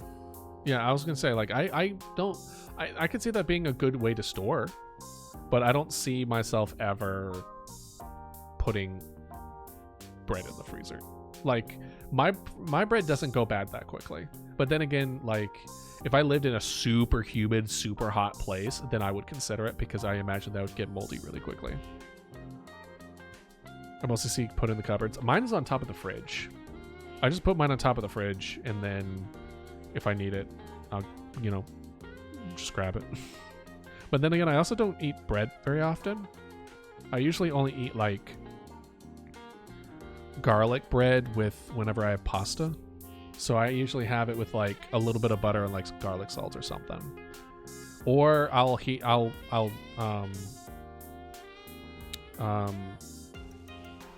not toast. Gosh, my brain is just... maybe it was due to the not eating a very good lunch today. It's not when you turn the oven on normally. Broil. I broil my bread.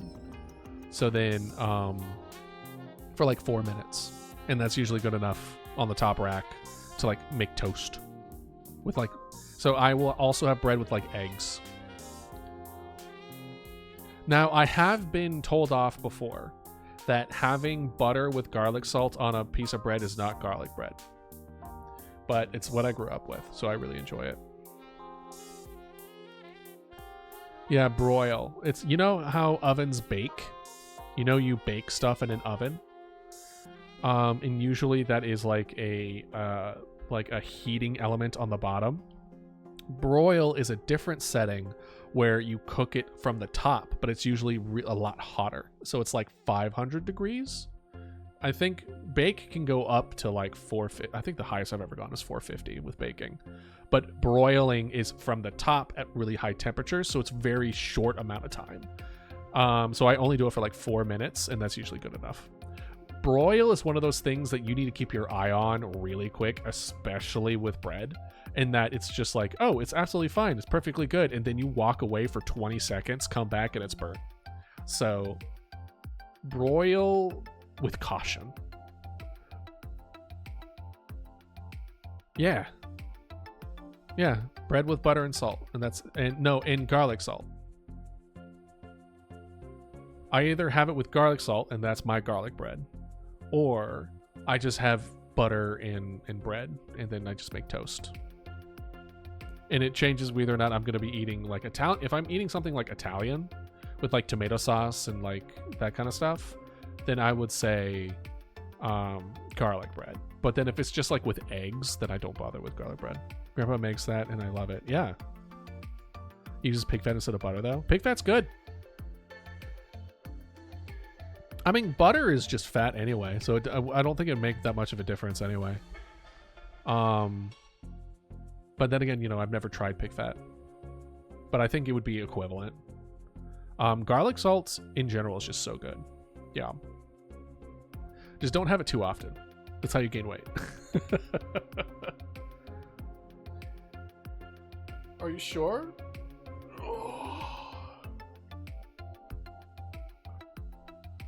What if pig fat and butter?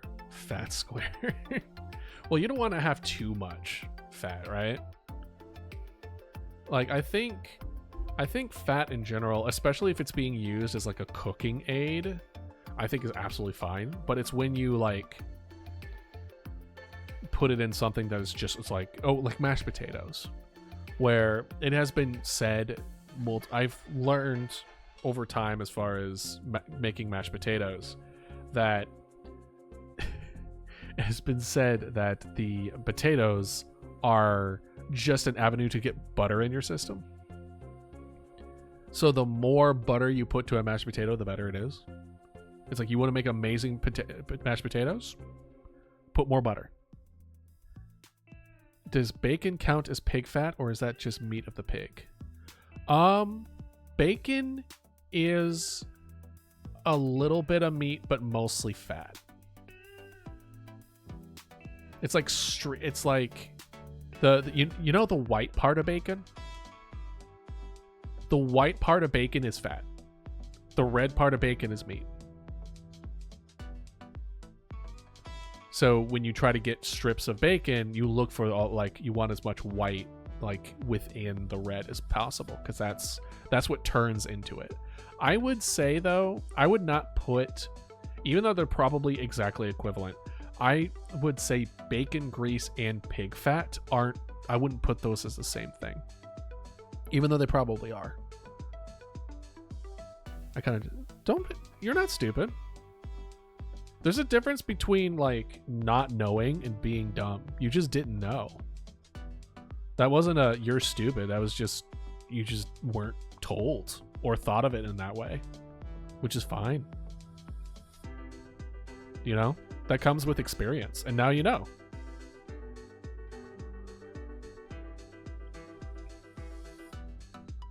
Exactly. All right. None of y'all are stupid. Stop it. If anyone's stupid, it's me. All right. If y'all are stupid, I have no chance. All right. According to witness Colonel blah blah blah, the ape was of such strength that it could easily move a heavy bookcase filled with books through the room, carry a sofa over to the heads to the sitters, or lift the heaviest persons with their claws onto the air with the height of a tall person. Though the ape's behavior sometimes caused fear and indicated a low level of intelligence, it was never malignant. Indeed, it often expressed goodwill, gentleness, and readiness to obey. Exactly. If I'm not done, y'all, you have a quality. Hey, thank you. If I'm smart, y'all are smart. Ugh. Besides, it's actually kind of hard to tell smartness, etc. Just because, like, smart people do dumb things, and what is considered dumb is often depending on who perceives it, right? Because there are people who would see what I'm doing right now as stupid, but I don't think so. I don't think y'all think so either. So dumbness is just more or less, once you realize that dumbness is kind of more of a just experience difference, what you've experienced versus not experienced. I would say if I were to try to pinpoint dumbness, it would be,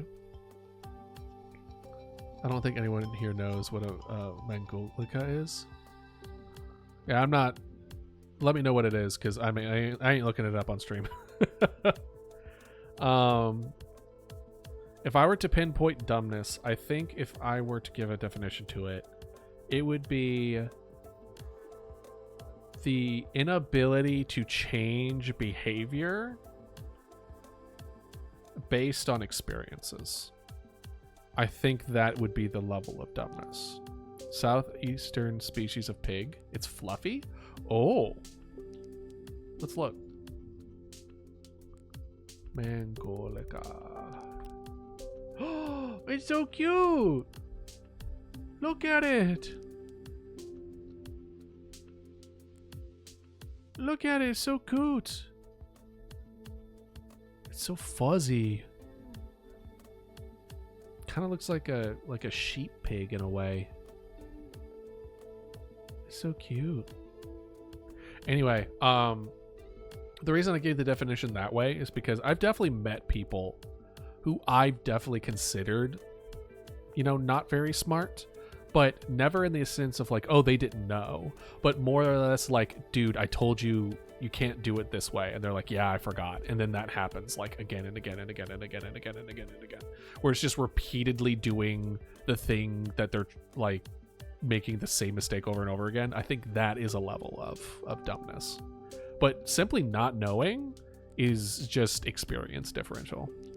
I think it's the inability to change based on experience that is the determination of what is dumb or smart, you know?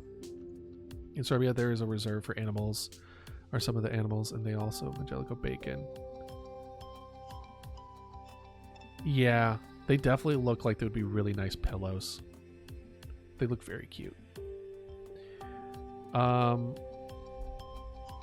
This man summoned a caveman to a seance. That's what I got from that. Cool. Next time, record it. That's my response.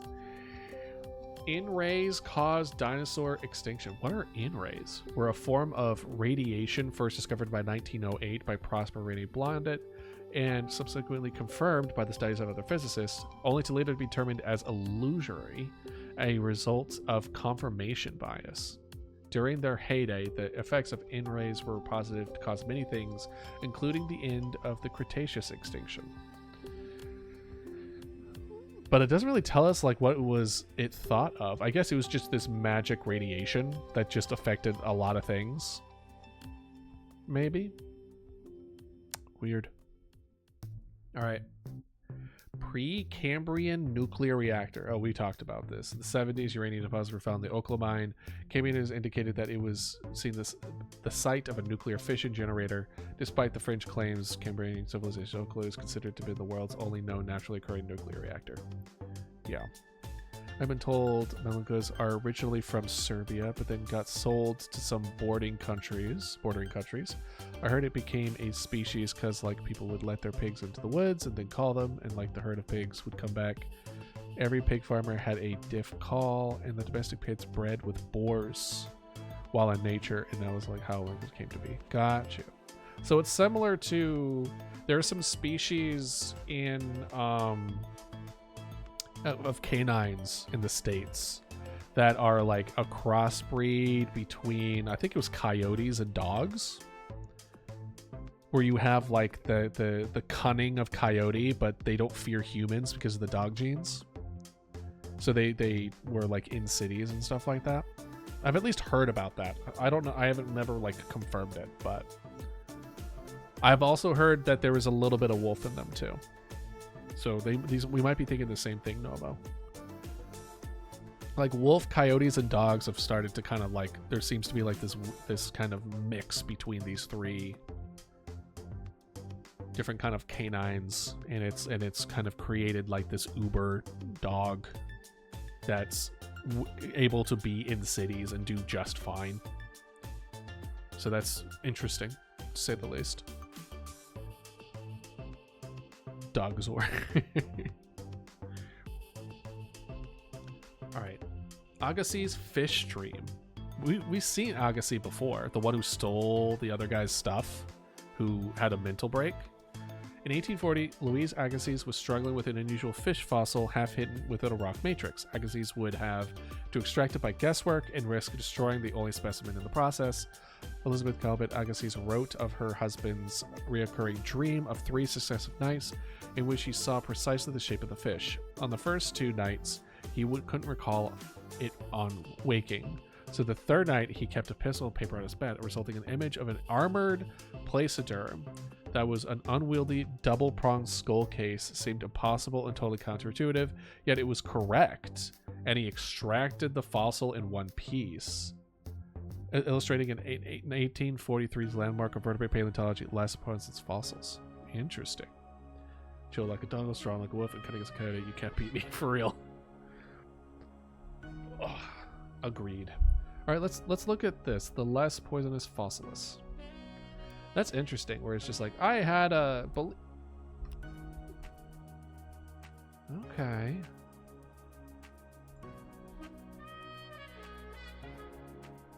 Interesting. Huh. Urge to not make just spaghetti. Why not? What's wrong with spaghetti? So, is it because your bread still hasn't, like, cooked or thawed? Are you thawing the bread? Is that what's happening?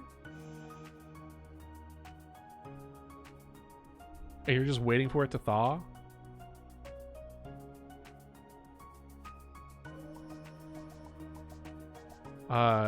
Dark vitalism. Defrosting of bread. Yeah. That's, I mean, if you want to... Okay, then make spaghetti. Do you want to know what I do when I want to speed up defrosting?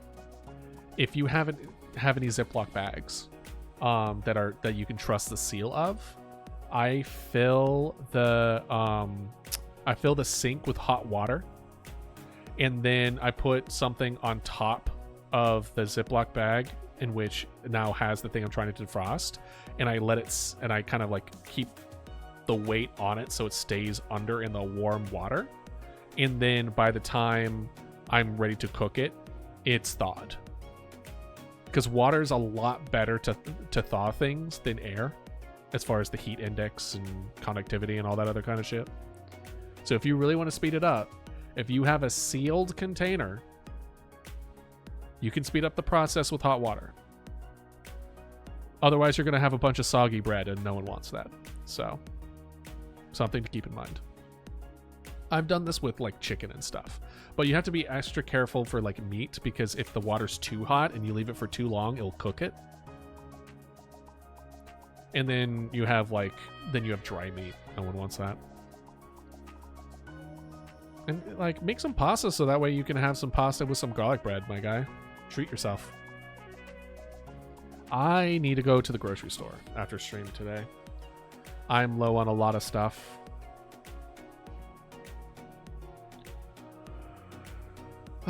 Maybe I'll go tomorrow. I don't know. We'll see how I'm feeling. Dark vitalism. A modern reevaluation of vitalism, first posted by Ben Woodward in his work Slime Dynamics. Slime Dynamics. Interesting.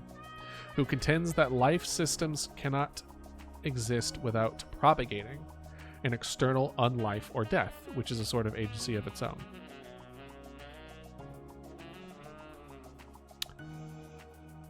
Okay.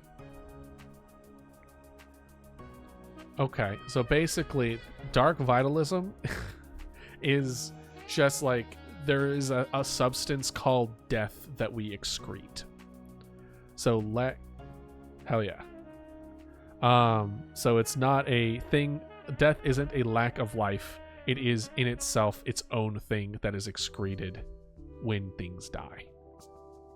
Interesting. Oh my gosh. Nessie is a Paleomancer? Ted Holiday was an angler on Loch Ness turned prolific Nessie investigator and author after an encounter with the beast. His personal theory espoused in The Worm of the Loch Ness was a giant Paleomancer inhabited the loch, quite possibly passing through underwater time portals. Holiday's later work saw the monster as more supernatural than physical. Bruh. Tully keeps coming back over and over again. I kind of want to draw Tully, like I kind of want to draw the Loch Ness monster as a giant Tully monster now, That's so funny.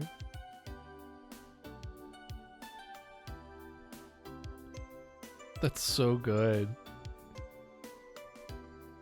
Underwater time portals is fucking wild. Yeah. Yeah. I'll either do it tomorrow or I'll do it later today, and I'll post it on all the on the normal stuff. That's really funny. In fact, I'll write a note on it. Draw Loch Ness being confirmed as a giant Tully monstrum. Yeah. That'd be really funny.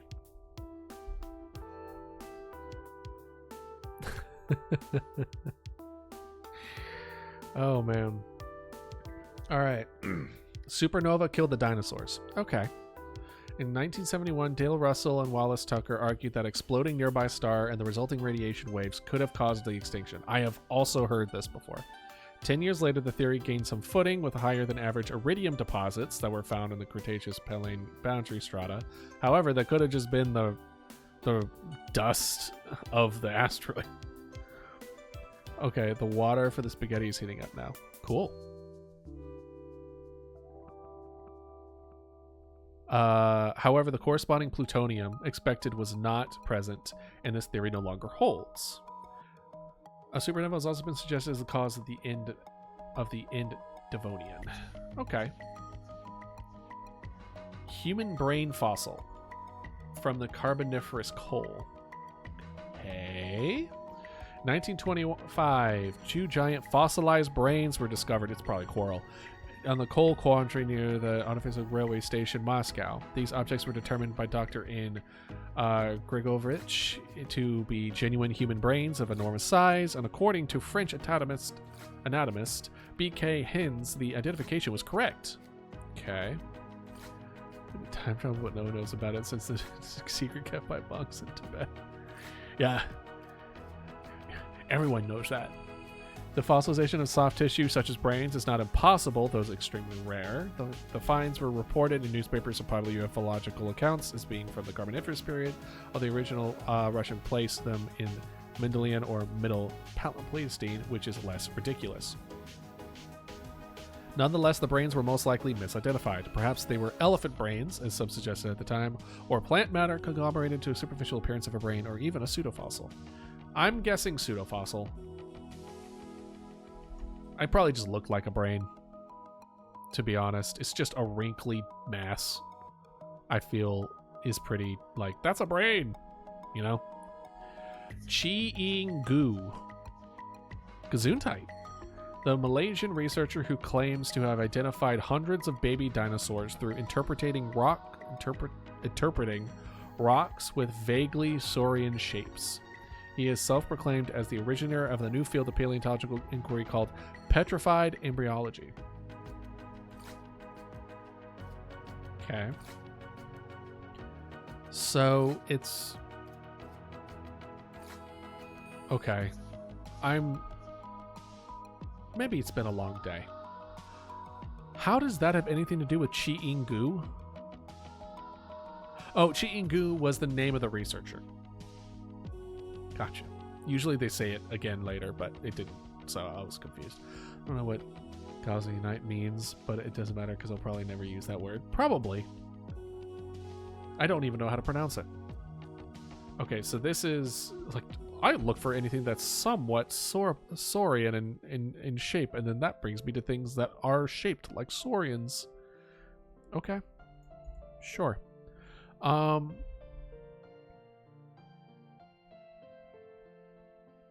Okay. Well, I mean, it doesn't mean that I pronounced it correctly. You know what I mean? When you read cheese. Oh, did I? Can you tell my brain's getting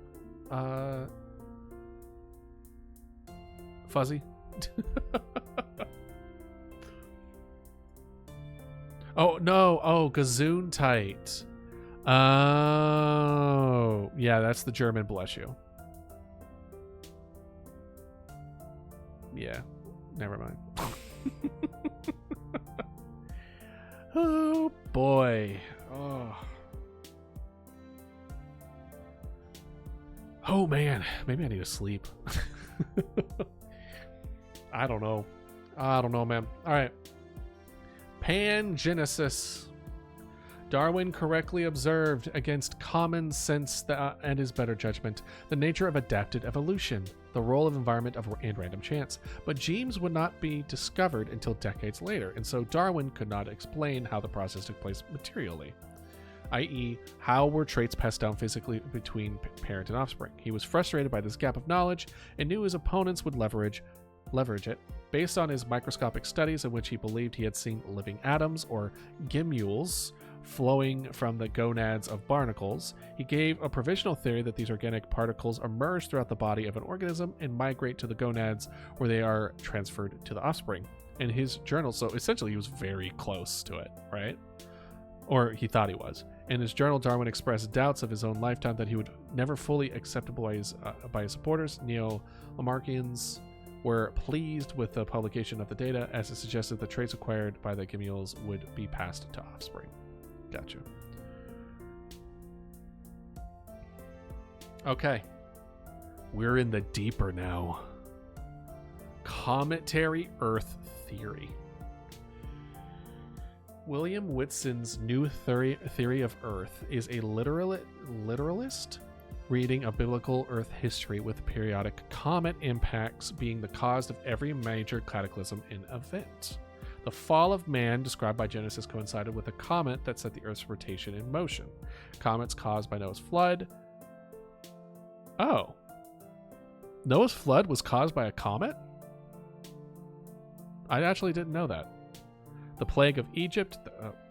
I guess there was rocks coming from the sky, and all sorts of historical events. Even everyday weather events like rain were caused by comet.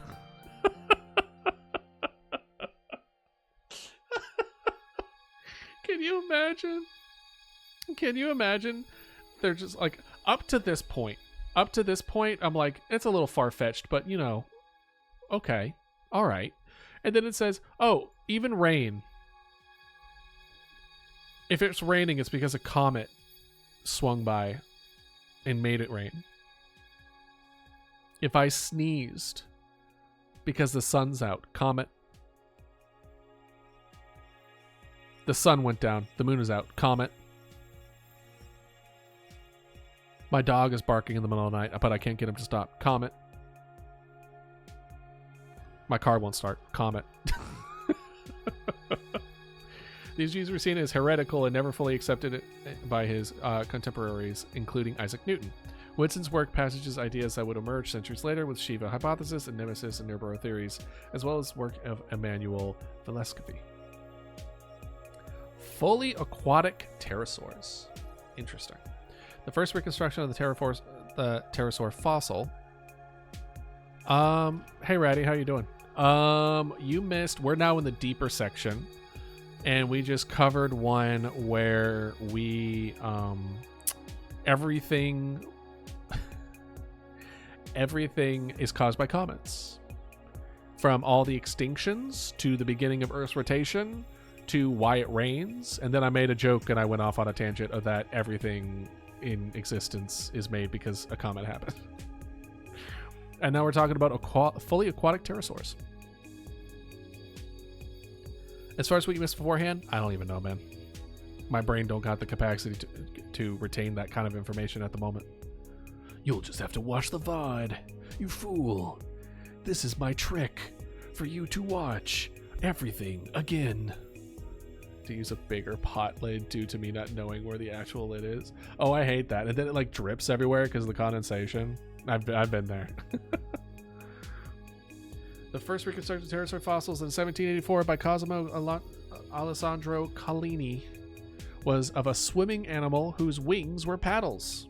The theory endured until 1830 when Joseph George Wagler grouped pterosaurs along with ichthyosaurs and plesiosaurs into a group of ancestral monotremes which evolved into whales and dolphins. Wagler thought the pterosaurs were the direct ancestors of dolphins in particular. Odd. I don't really see the resemblance, but you know what? We're in the deeper section, so I'm under the assumption that common sense floated. Scrotum humanum. I think that's the spell for testicular torsion for wizards.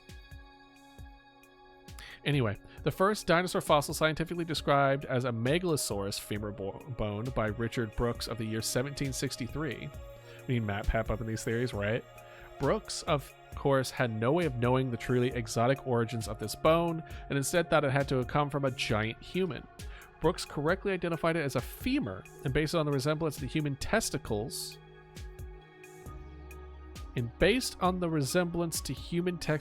gave it the scientific name Scrotum humanum.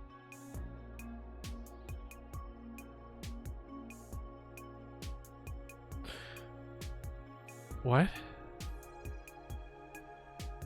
It was correctly identified as a femur, but it resembled testicles? Was it like the end of the bone?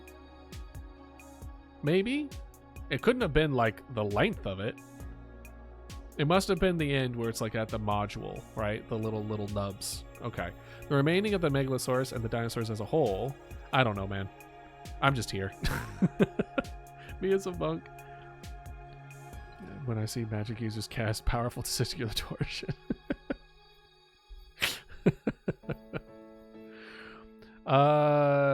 From the rightful name given by Brooks, it was being argued the breach of scientific naming conventions that he hold the first name given to stays, the internet. And the rightful name given by Brooks has been argued to breach the scientific name conventions and hold the first name given to stays.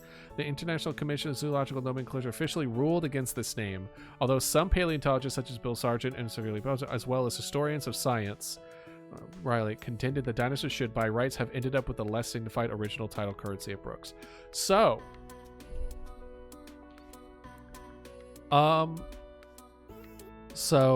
guys, what I'm learning from this is that the first guy to find a Megalosaurus bone, who is usually the one who called is the, like, whatever they say he's going to call it is what it's going to be. Megalosaurus could have just been called Scrotum humanum instead of Megalosaurus. And the reason that it's not called Scrotum humanum is because the scientific community said, no, that's stupid. We're not gonna go with the first person who got it, but the second person whose name is actually decent.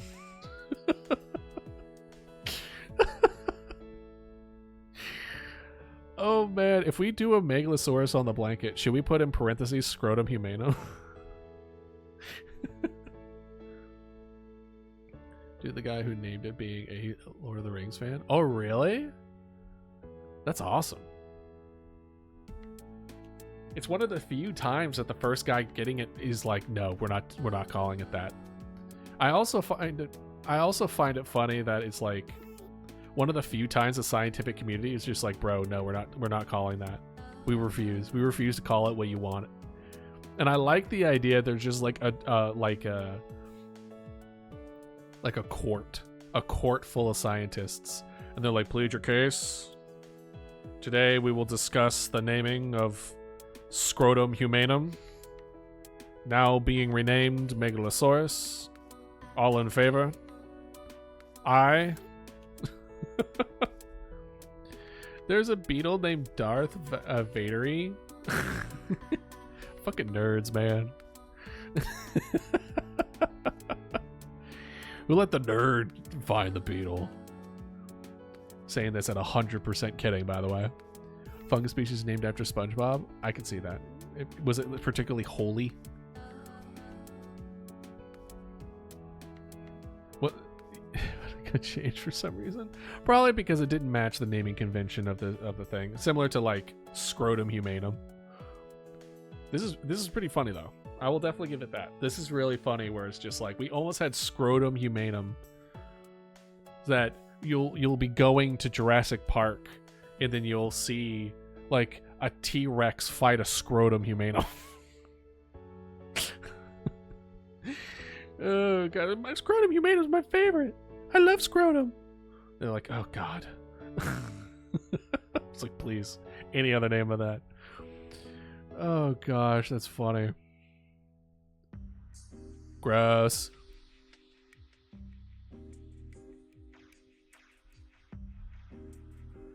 Oh man. All right.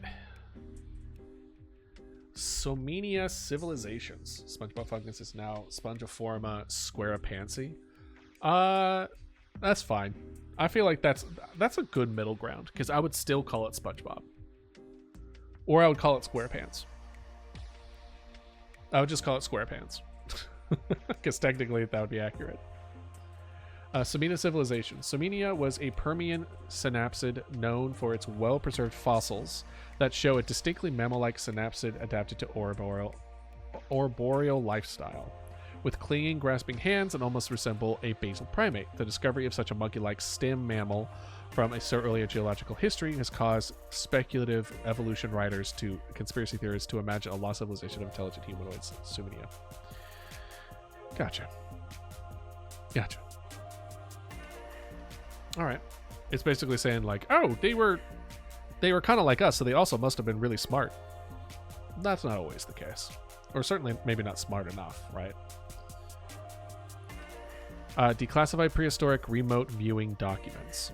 In 1984, the CIA performed several experiments into psychic means of remotely viewing the deep past, notably one experiment where the viewer traveled to the Mesozoic era of Mars and met with prehistoric Martians.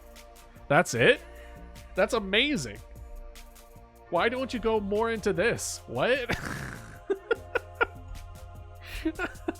Tell me more about this viewer who went to Mesozoic era Mars and met prehistoric Martians.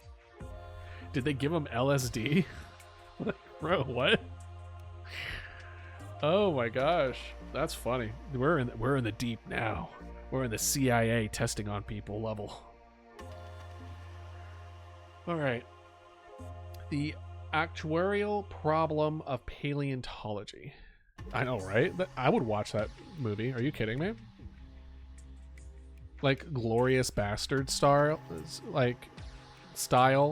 just almost borderline ridiculous, but super semi-serious of these guys just losing their effing mind, trying to look into the past, and it just being really weird and nonsense. Bro, I would watch the crap out of the movie. Are you kidding? So funny. So good. How has someone not made that yet? That's so good. The actuarial problem of paleontology. A statistical thought experiment was suggested that due to the high number of fossil species and reliance on index fossils for dating them, that even the historical fact of evolution has not taken place, there would still be countless examples of apparent fossil sequences of evolutionary transition by sheer probability. This is a Fringe position arguing that for statistical modeling of the cornerstone of true scientific practice, as opposed to Apiarian falsifiability. Superficially, this is a lot of big words. It reads like an outdated version of the Amphilos hypothesis, but does not actually contend with the evolution does not take place. Blah, blah, blah. Only the scientific product, blah, blah, blah, blah, blah. I'm starting to lose my mind here. There's a spider named Stephen Colbert. How does he feel about it? That's really funny. Another example would be discovery fossils which conform to creatures devised by speculative evolution projects previously. In these cases, it's difficult to say whether the sheer volume of space Evo designs makes it inevitable that a real creature should be discovered which resembles them, or the original design was present before scientific hypothesizing. Hey, welcome back. I don't really know what this means. This is the most complicated one by far. I understood like maybe a third of what I just read. I think my brain is actively melting. I'm forced to go, so have fun and good night.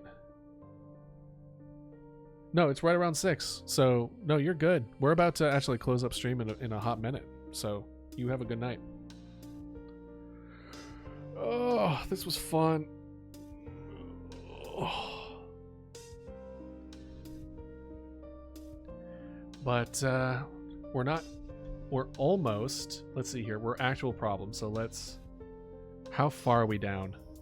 We're not that far left. I think we have one more day of this. And then we're done. We've gone through the whole iceberg. Which is crazy because essentially we've been going through this for 12 hours-ish. Probably closer to like 9. But like 3 streams we've been going down this list. Which is a lot. Yeah. Yeah, 3-4 hour streams. I mean, we may not have been doing it the whole time, but it's still a lot. But yeah, well, thank y'all for joining me today. I'm either going to take a nap or going to go eat or both. I don't know. All I know is that my brain is made of mush at the moment. So, I hope you all have a wonderful day. I will see y'all on Tuesday with Slime Rancher. We're going to be playing Slime Rancher on Tuesday. So look forward to that. So I hope you have a wonderful day, a wonderful night, and take care. Have a good one. See ya.